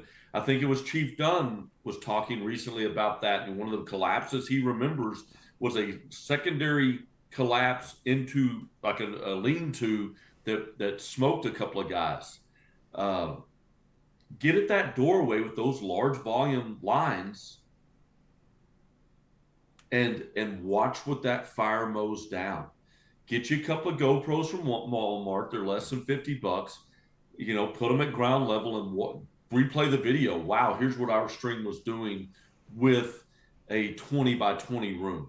Wow. And those things, and replay that. Because fire's hot. Once again, feeling what it feels like in a big box store. Okay. What you need to remember is what we know to be fact. A little bit of smoke can be a lot of fire. Right on. And a lot of smoke is a lot of fire. Oh man, there is so much. What type of drills have you been? What type of drills have you been most successful with creating in the acquired structure burns? My most favorite ones to do, once again, teaching backwards to the doorway, is setting, and usually in these structures that we're able to go in. And guys, we're talking, these are up until they started building these new houses in our district. New construction for us was 70s, maybe 80s. Mm-hmm. Right. The majority of our structures are like 1910 to 1940 that we're catching regular work in. And so there's a water, there's a closet, there's there's a bathroom that's been cut in somewhere. We'll put a good fire in that bathroom. And now this is not, I wish 1403, back to what things I wish they would change. You learn fire behavior and fire dynamics by creating fire that creates fire behavior and fire dynamics. Let's say that again. I got to follow it. So wow, I can see if I can even remember what I just said. It was profound. I know that. It was profound. You learn fire behavior and fire dynamics by creating fire that creates fire behavior and fire dynamics. 1403 explicitly says that you should not be in the building as part of the ignition team or the stoking crew, whatever you're going to call it, if you aren't vetted and don't have what we have. Now, do I think you should be in there by yourselves? Absolutely not. That's where that senior man should shine. That's where that instructor, the guys that are on the scrap right now, hey, young person, and I've always taught it this way, and this is my absolute most favorite thing to do with a young firefighter, regardless of age, because here's what you got to think about. It may be a 30-year guy that's seeing these fires for the first time. And what? No, that's the crazy part. You're right. Because you got guys, one of the most profound things I heard in 2022 was Kevin Shea at the end of the job. He said, remember what he said he didn't want to talk about? He didn't want to talk about gear. Because the fires he fought was in hip boots and long coat and dungarees and non-hood and stuff like that. When you talk to those guys, my dad's generation from the 70s, the way we were able to go into fires these days is totally separate firefighting that they went to. So it can't be the same conversations. So I always teach it, who's afraid of a baby? If I let that young firefighter start that fire, watch it grow and develop past its incipient phase, that may not reach fully developed. Not all fires, if you're going to set a fire, it's okay if it doesn't get fully developed. Why? Because that's real life. And when you walk away from fire training, if you've experienced real life, fantastic. Take that to the bank all day long, because you cannot get those chips enough and face cards to play when it's time to play the game for real. If it does get fully developed, great. And then watch it decay and watch it do its thing. If you've got the can with you, the check line, if you're just able to close the door. We were able to do that with your guys several times. Yes. Hey, simply stand over here. Notice how much better this just got. Because think about these guys and gals. You put a hose in their hand, a hook in their hand. Sean's on here, John's on here if they're still on. We watched some of the premier firefighters in Canada running to get the objective done, find the victim, close the door, isolate, whatever they were doing. And we stopped them several times. Say, hey, just stop for a second. Look, listen, feel, smell. Right. Hang on, you can't smell on a fire ground? Well, damn it, you need to. Because we've torn up a lot of stuff, and it was just some burnt chicken. Yeah. I'm all for masking up on the rig. I'm all for acting like you've going to a fire, and whatever that means in your organization. Frey said it the best. Get dressed as fast as you can, but be moving while doing it. Mm-hmm. He does a functional mask up, and if you haven't seen him do it, get with him. Love it, brother. And by the way, I'm going to push this off on as many buddies, because the fire service isn't just Dave, it's all of us. And so now I love that drill and letting them see that, because once they see fire for the first time, once they see fire from the nozzle, oh yeah, it's doing exactly what it's supposed to do. Right. Fire grows. By the way, that's the 2 in 2 out, fire in incipient phase. The leading edge of the fire is always either incipient or in decay. And we're able to go in. Myth dispelled. Not fully developed forever. It's either growing or decaying, and we can go in on those fires. Go in. Write it down. There you go. Your 2 in 2 out. SOP SOG. Man, brother. I still have questions sitting around, but I really no, it's good. I love where to be till 8 a.m. I want to say that I want to have you come on and do like a vigilantes forum first of all, because I think we can really dig in and have a informal, because this is so formal, but you get my point. But no, I want to hit you and say what book or books, because I know you're a reader, that you think firefighters should read. I love this question. I got about 15 sound bites already written down, but oh well. So I wrote these down because my memory these days is fading. Right on. I love Andy Andrews. He's a motivational speaker, a Christian speaker. He wrote two, or more than two, but the two that I like the most, one's called The Noticer. Okay. And the other one's called The Traveler's Gift. And he has such an awesome testimony, life testimony, let alone religious testimony. Right on. Where he came from literally living under a pier in Florida to now he's one of the most prolific motivational speakers out there. And happy to say that we simply, if I walked past him, he wouldn't say, "Hey, Dave," but I would definitely say, "Hey, Andy," and we would reacquaint each other pretty quick. But the Noticer and the Traveler's Gifts. I've always loved Jim Collins. He had a book called Good to Great, which talks about the transition that a lot of companies make from alphas. And when they reach that great status, it's usually with somebody that's got more B personality than they do alpha. Right. And then he followed that up with Great by Choice. Greatness is a choice. And regardless of your personality traits and styles, greatness is a choice that you can choose every day and it goes with all the other stuff and choosing all the other buzzwords. No one has ever become great by being comfortable. And I love it. It's written in a couple places, Comfort's the Enemy of Growth. I So love it. the other one, I've always I've got nothing against John Maxwell. I've read all the stuff. It's on our required readings. I've never heard that qualification for an answer, first of all. So go ahead. I'm intrigued. Well, no, I got nothing. Everybody gets so hopped up on Mountain Dew that John said, I could be a 360 leader. I can be anybody, anywhere. I can do this. I can I push like and it. pull. What I love, and maybe he might knock at the door next. Dutch will be barking. Right on. And he may, if y'all see me running, he's a lot stronger than I figured him to be.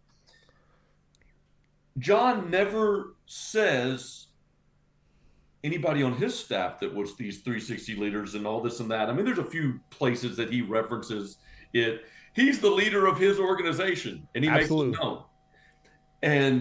And so I'm curious where the book is with all the testimonies about his people were inspired to do all these great leadership things with him being the leader. And if it's out there, hey, y'all forward it to me. I'll gladly read it. I think he writes good stuff. Right on. And I think he's brilliant because if you know the answer, you write one book. Because he knows the answer, he's written like 50. I think it's like 90.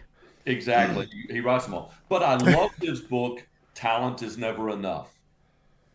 And I think that should be one of the mantras of the fire service, because when you come in all with piss and vinegar and you're able to do all these things and throw these 35-foot ladders, unless your name's Sam Hiddle, and do all this stuff and everything, when talent starts to fade, you've got to have a plan. Right on. And a lot of you work on those plans from day one. I'm living testimony of it. My body does not respond the way it did over 20 years ago. No doubt. We talked about that before we went live. Absolutely. But the one constant in my life, the fire does not care at all what I did before I got there.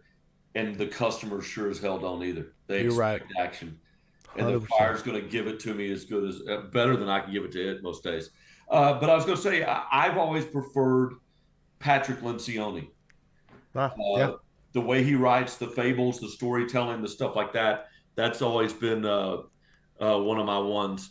And then I didn't write it down. I told my wife, and the guys that know me well won't be surprised at this at all. And I may type it in real quick just so I can give you the author also. Okay. If I can make my wife's computer work. It's a kid's book. Okay. And it's one of my favorite books. I read it to my boys. I'm going to read it to my grandkids one of these days. Okay, that's it right there. Let me find the author. Come on, computer. Especially my guys and the guys that have fought fire with me, I move quickly. I'm one of those people that as it's hitting, I'm able to disseminate it better. For those of y'all that are old enough to remember when we still had change pre-COVID, and then as kids we had the change machine and all the little dimes and quarters and stuff fell on the spot. Yeah. I like that. So I take in information better when I'm moving. And so on the fire ground, I like to be moving. When the tones go off, I'm going towards the truck. My captain tried to slow me down one time, and I said, wait a minute, Cap. I don't need to know why. I don't really need to know where. I'm just supposed to be going, right? And he's like, well, yeah, dadgummit. Okay, be at the rig. Yes. Now, as I transitioned, yes, as the chief officer of the department, yes, it's important. I know where I'm going and why we're going there. McNaughton, McNaughton. It is a children's book. It's called Walk, Rabbit, Walk. In the hustle, and it's funny that they use a rabbit and the rabbit holes and chasing that. Rabbits are usually known for their speed and all the stories. Rabbit chooses to walk and simply be patient, and he achieves his objective. When the world gets too much and the waves are crashing and all the other stuff is happening in my world, I've got the book memorized in my head, or I will sit down with the copy I have and I will read Walk Rabbit Walk, and the world simply slows down. Nice, nice. And it's a not even a 5 minute read for me. It's got a lot of pictures. They're cool, uh, and hey, it works for me. So, yeah, No, I love it, man. It reminds me of The Boy, the Mole, the Fox, and the Horse, which is absolutely. one of my absolute favorite leadership. I don't even know if it's a leadership book because it's just pictures and a few sentences on each page, but it's so powerful. There we go. So that takes us through that. So I want to hit you with what is called the Vigilante Question of the Week, which every week the Vigilantes get to ask a question. This one comes from Jonathan Mills, and he says, what's the best way to make a fireless acquired structure drill like a more realistic or beneficial? When you have fire, no fire allowed, but what's the best way to make it realistic? Um, there's probably more than five. If I'm not going to have fire in a drill, I try to run the drill at the 5 to 6, 7 levels that it can take place in. And a lot of times, like we said earlier, a lot of times we're able simply to walk to the issue and handle it. And it doesn't require any acrobatics. There are times, and then we'll walk and we'll do it. There's times, add in just a solid dry stretch. Right. Man, I love dry stretching hose. When it's appropriate for the fire and the building layout, can you simply do that? We'll rerun it in a duck walk or hey, we're having to be below the layer of either smoke or heat. And doing that searching, throwing a shout out to all the search buddies, they've dominated. Your victims are going to, I've never had a victim fall up. Right. I may find them up, right. but I've never had them fall up. They're going to be on the ground. So getting at that level. Can I do this? This was driven home to me by 2 guys in my dad's fire department that made a rescue, and they were literally on their bellies getting to this room to make this grab. Can you do the job extended? Because there's going to be days. There's, shout out to my man, all the tool people we didn't get to talk to, char fire tools, Gen 2 pike poles, Hydrovent, Leader, 3M. If you carry a tool that you can't extend with, what is your plan? Right. And some days the most realistic thing you can do is just to have your guys set up what they're going to do, and then they're going to think you're an ass. Hey, what's your plan B? Right. You're the one who brought a pig, which I think is a good tool, a great tool. I use them. We need to hook a 12-foot ceiling with a 36-inch tool. What's your plan? And those bits of realism, like I say, your guys may be mad. Make them think about it. Who's going back out to the truck to grab it? Or they're just going to sit there and melt down. You're going to see things that will create more training opportunities. A 15 to 30-minute drill can create up to 6 weeks plus worth of training if you evaluate it properly and correctly and humbly. And you just mentioned one of the key words, without a doubt. Absolutely. It's not always about – guys want to get so upset that you're measuring, and most days just realize it's big enough it's getting stepped on. Right on. Right? You came to the game. Go. Came to the game. Let's go. All right, brother. We have a thing we do on the Weekly Scrap. It is currently called the Next 5 Questions for Firefighters. It's been going on for quite a while now. It may be time. It may be time for new ones. It may be the mystery questions. And I told you that earlier. I was like, I may start throwing mystery questions. But no, right now it's the next 5 questions. So there are no right or wrong answers. It's 100% your opinion. And then the points are arbitrarily assigned by me with the help of the audience in all, it's a theoretical work in progress. So, my friend, David Pruitt, are you ready for the next 5 questions for firefighters? I think I am. Here we go. Number 1, what single characteristic makes the difference between a run-of-the-mill firefighter and the top-tier, go-to, badass firefighter?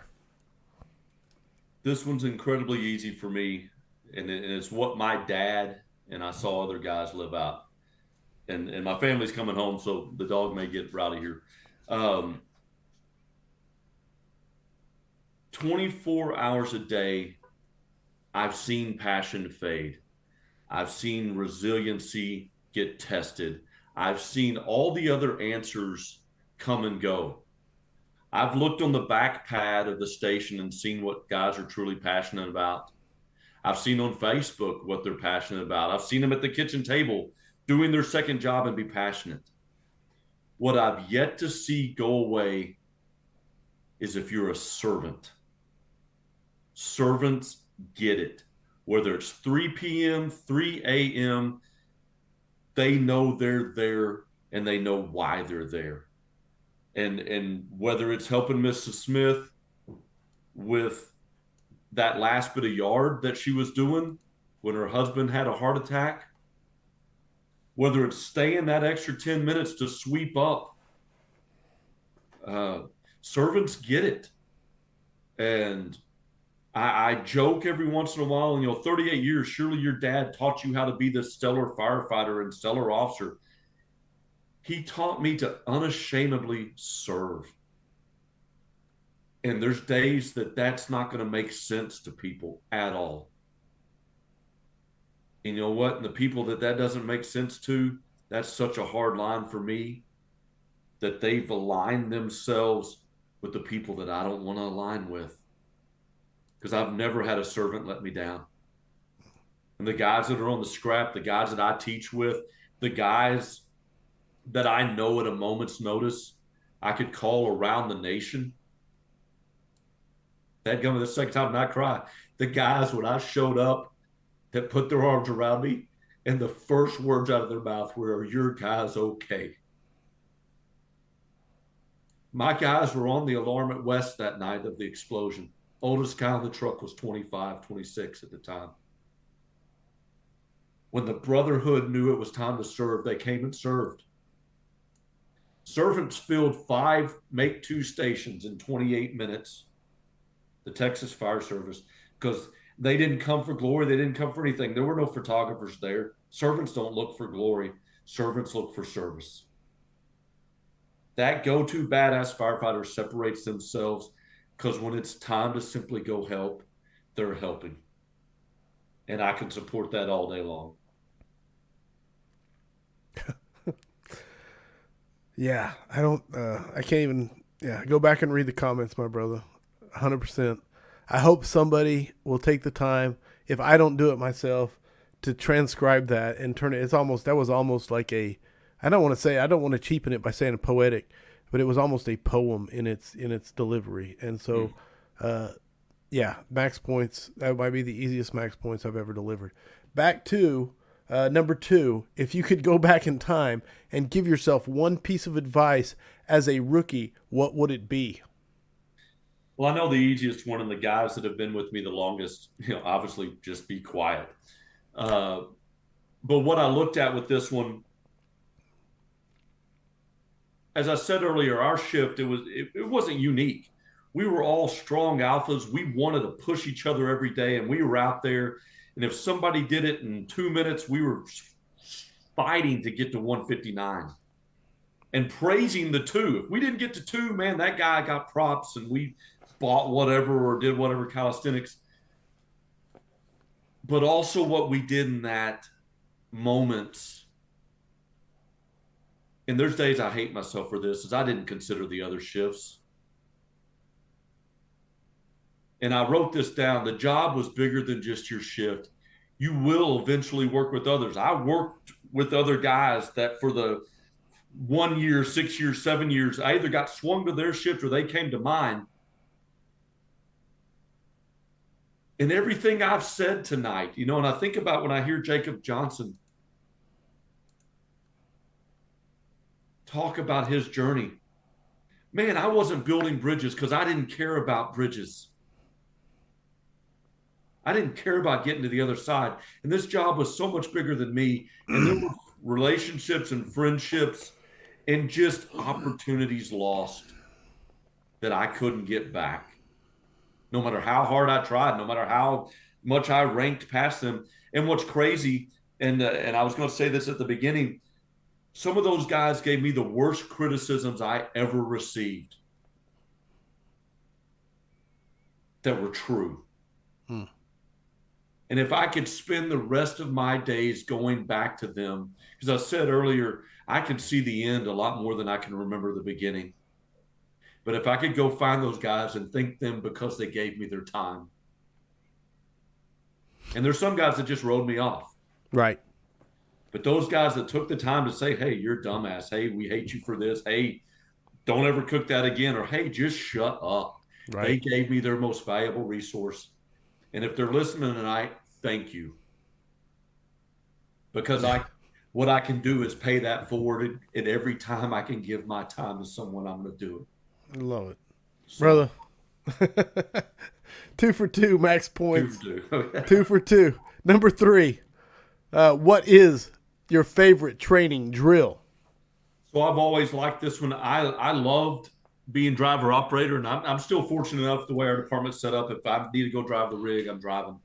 Um, we called it the hydrant game, and it's a diminishing equipment game. So we drive around. We have 3 hydrants that circle the property of the station. You drive around, and the goal is simply connect the hydrant, get water into the rig.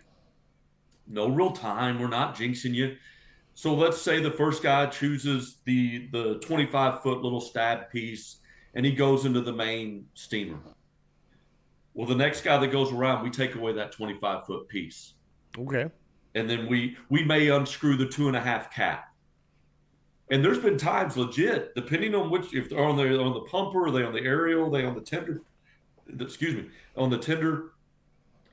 There's guys spinning on 2.5 nozzles to get the water to stop from flowing. We've Right. had guys that run it together with the male to male or female to female. We've had guys tie knots and hoses to get it accomplished. Uh, and so I've always enjoyed that one. And then my favorite training, and Tim hit on this the other day. Ray mentioned this in his FDIC speech. When I come in and find them training, man, that's just joy. And then especially when they take it beyond that to those conversations. I've got one of my guys, and I love this guy. I can't wait to see him. He's got a huge hug. He has gone through the worst couple of years, just home life wise. Man, he listens to the scrap religiously, and he comes in asking questions. So any training that spurs that conversation, that creates conversations, man, I'm in. And if I don't know about it, man, I'm not even afraid to tell him. I can't lie to him anymore these days. Hey, I'm gonna sneak off and go find the answer, and Right. I'll call you or call Ray or call Ian or call Fields, uh, and come back to him because man, thanks for bringing a challenge. So Love it. Max points. 3 for 3. I think. What mistake have you learned the most from in your fire service career? So I'm simply going to call him this guy because I didn't call him and say I was going to say his name. Okay. I was so obsessed with moving off of day one. And if you've ever taken a class with me, I'll talk about just day one things and you get to day two things. And there may be some things in your career that simply stay day one. For me, that's high rise operations. We're not known. I mean, we got some 4 and 5 story buildings, but when the guys talk about these 13, 14 story jobs, man, okay, I'm comfortable with what I learned right now in the manual. And there's things I would love to tell you I'm on day 28 of or whatever in Sure. the lifespan. But I was frustrated. This guy was not moving off of day one. And we'd been working on day one as our shift. And I went to my captain and I was just wasn't heartbroken. I was just mad, arrogantly just pissed off, mad. I said, how long do I have to spoon feed this guy? And without skipping a beat, he said, every day he can get full off of baby food. And just as it washed over me, I was like, damn it. I want all these guys to be steak eaters. I mean, we're a shift that eats meat. We are the honey badgers of our little small part of the fire service, and just attacking cobras, and then I started realizing, wait a minute. And I prided myself on being an educator. Instructors instruct, they read, they make sure skills are done. Teachers can follow up.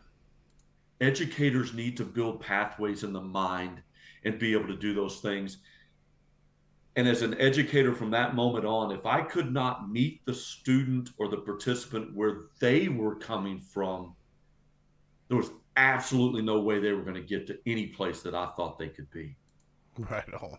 And even to the point when we were in Ontario, we asked them, hey, we got 4 people on the engine. Hey, are you riding 4 or are you working 4? Because you can ride 4 and work 3.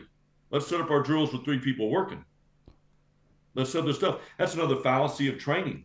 We want it to be, okay, we're going to start off the day with 13 engines, 2 trucks, a helicopter, and you got people sitting there going, guys, if I didn't say this at the beginning, there are 4 people plus probably 2 police officers that are fire certified in my city right now. Our second due engine, if they're in their station, is going to be a minimum 12 to 15 minutes away. And there are people that will not be able to wrap their head around that at all. The same as there's a small department out there, smaller than mine, that may be showing up with 1 or 2 guys. Right. That looks and says, man, they wrote this standard for Chicago, Boston, New York, Austin, OKC. Where's that middle? And so, yeah, like I said, I made that commitment. I will meet you where you are, and I will change our entire curriculum for that teaching day because you're like, hey, here's what we do. Fantastic. Let's go. And that's on me as an educator because I'm the one who chose to instruct and teach. So that's the mistake, and that's the commitment I made post. And I've messed it up along the way. I know I've had, but that's where you keep that peer group around you that pulls you aside and says, hey, you're doing it again. 1,000%. I don't know. I don't care, man. 4 for 4 max points, easiest max points ever given out. Here's the deal: if anybody incorporates killer attack cobras into their answer, they get max points. There's a hack for the next 5 questions for firefighters. No, great answer, brother. Great answer. Final one, number 5, the original, the absolute definer. Heavy fire, searchable space. Would you rather be assigned to the nozzle or first in on VES? So I'm going to answer this one giving props to Kyle because he used the word simultaneously. Now, I do not do a lot of multi-company drills. As I said earlier, the sequencing you have to have once you light that fire has to be spot on. And very few fire grounds happen that way, let alone training. So I don't do that a lot. But what I do think should happen is if you show up, however you're showing up to that call, and if this isn't you, yes, I'm calling you out. If you're showing up to that call not ready to work, not going to name any departments out there, but my dad sits at home, watches fire videos. And he called me and said, son, I can't help but notice, but these departments, their chiefs don't work. And they've got guys that are just standing. What if everybody worked? I'm like, what a glorious world it would be, Dad. And if you can't step off the rig and immediately go to work, the majority of the world's carrying a bundle. Now, the majority of my fire service career, I've shown up in my Tahoe or an ambulance or a support vehicle. I absolutely love going straight in ahead of the hose line, being in there, whether it's window, door, wall, whatever. I love going inside and starting that primary search, starting isolating that fire. If I am on a truck and I'm not driving for some reason, that bundle's in my hand coming with me dry. Whatever hole we get to, the stones show that it can be done. And if I didn't say this earlier, I know I didn't say this earlier, the majority of your skills you're taught to do, you're timed at and expected. We talked about competency and certification. You're expected to be competent, to be certified at 90 seconds or less, almost every skill. Why does that fly out the window when we put the truck in park? And we see video after video of 3 and 4 minute stretches, 3 and 4 minute hydrant hookups, 3 and 4 minute ladder throws, 3 and 4 minutes fumbling around while your loved one's in the building dying with no gear, with no protection. And we've had it happen in the last 5 years on the phone with the people that are lying to them saying we're coming. Corley, I'm stepping out of my vehicle and going straight in that vehicle, in that structure, the first place I think there's survivable space. And then I'm going beyond the door and probably taking that door with me, unless it's going to create a negative effect. So VES all the way. Good Lord. I think you just smashed the next 5 questions for firefighters. I think the audience agrees, considering the number of preaches and hands raised.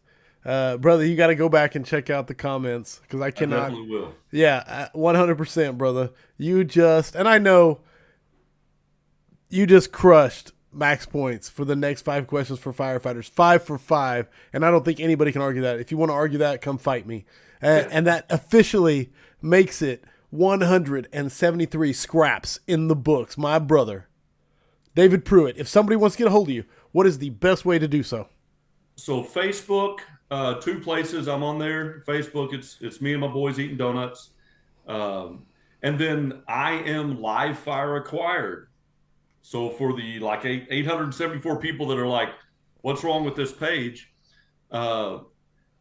I don't quite know how to work it. So I'm trying to post some stuff up on there. That actually is Kevin Lewis on there, cutting through the roof. And then I have an email, livefireacquired@gmail.com. Private message me. I'll give you my phone number. I don't hand it out a whole lot. Half of y'all got it anyway. Call right. me. And know that if it wakes up my wife or the dog, when you call, I just get up and go to the fire station. So it's a win-win for me, because I don't catch too many fires when I'm not at the fire station. So, but that's the easiest way. Or, man, I'm making the conferences. Valor Fire, we're going to be at Les Lukert coming up at the end of the month. And then I'm speaking at Lift. We didn't even get around to discussing this. I'm doing my Passionate Pursuit. Yes. The 7 Ps. I've been trumped by the 9 Ls a couple of times. I do got my book. I'm reading through my book, the 9 Ls. It's fantastic, by the way. But no, the Passionate Pursuit. We look at how to incorporate those performance measures, and then it's a dual lecture in Louisiana.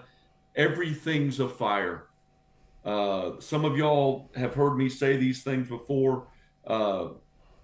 Every single task you do, if you go on EMS calls, those are working fires. And there are some of my guys, I'm not going to say all of them, when they put that first hand on that patient on a medical call, victim. And then they're looking over and they're evaluating how to get out. Do they need to go side to side? Nice. Especially on our CPRs that we're running. We're looking at secondary places to be. And so we're going to discuss ways to turn everything you're doing into a fireground task. Because I know those of y'all that are on the scrap and those are your buddies, you see those meltdowns. We're not going to enough fires because we are choosing not to go to enough fires. Yeah. Hell yeah. There doesn't have to be smoke showing. Check the pages. Guys are throwing sticks, putting hose on the ground, and tagging hydrants. Even on your no-goes, man, walk over there and check out the hydrant map real quick. What's the best route to wherever you just got disregarded from? Learn those things, because I said earlier, we got to be better every day so we can be the best on their worst day. 100%. Dude, crushing it. When I say, how can they get a hold of you? You're still max pointing it. So, 100, brother, killing it, man. So many people. Yeah. So, Sean Duffy said he's got an OnlyFans too. Yeah. That's with a winky face. So exactly. Yeah. It's subscribe at your peril. Yeah. That's actually Pruitt's mustaches OnlyFans. Exactly. Is Okay, Vigilantes is live. If you are not a member, go to firehousevigilance.com and become a part. It's $5 a month, and you join the scrappiest of the scrappers. We have tons of discussion. There's discounts. There's exclusive merch. There's all sorts of exclusivity because that's what it is, and it's fun. Amazing discussions, amazing guests. This month, tomorrow, in fact, is our, I want to say, 7th forum. I could be wrong on the number, so don't quote me. 7th forum tomorrow. We're discussing the 9 Ls, and that's an easy one because I get to discuss my book. And so, but then next month will be a podcast, and then we're looking to do Pride and Ownership the month after that. Also, Scott Thompson said he's coming on to talk about Functional Fire Company. That's going to be amazing. Anyway, it's fantastic, man. It's very informal, and if you haven't been a part of it, go be a part of it. Like I said, $5 a month. It's the cost of a cup of coffee. Speaking of the 9 Ls, get yourself a copy. If you haven't, I'm blown away by the reception of the book.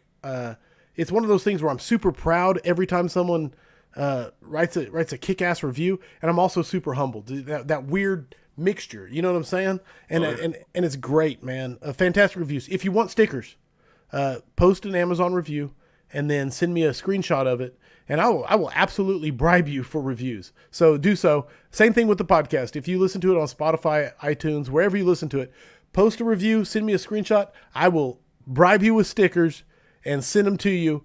Other than that, man, love our sponsors. Key Hose, Back to the Basics, Fire Training, John Hayowick, my man, Affordable Drill Towers, Steve Sanguiducci, and of course, Flame Decon. So it's an awesome time to be a firefighter. David, man, you absolutely crushed it tonight. Thanks, brother. Like, yeah, please. 348 comments later. Oh, wow. 92. Yeah, there is you only got a scratching of the surface of what I could throw at you, what me and Kyle could throw at you.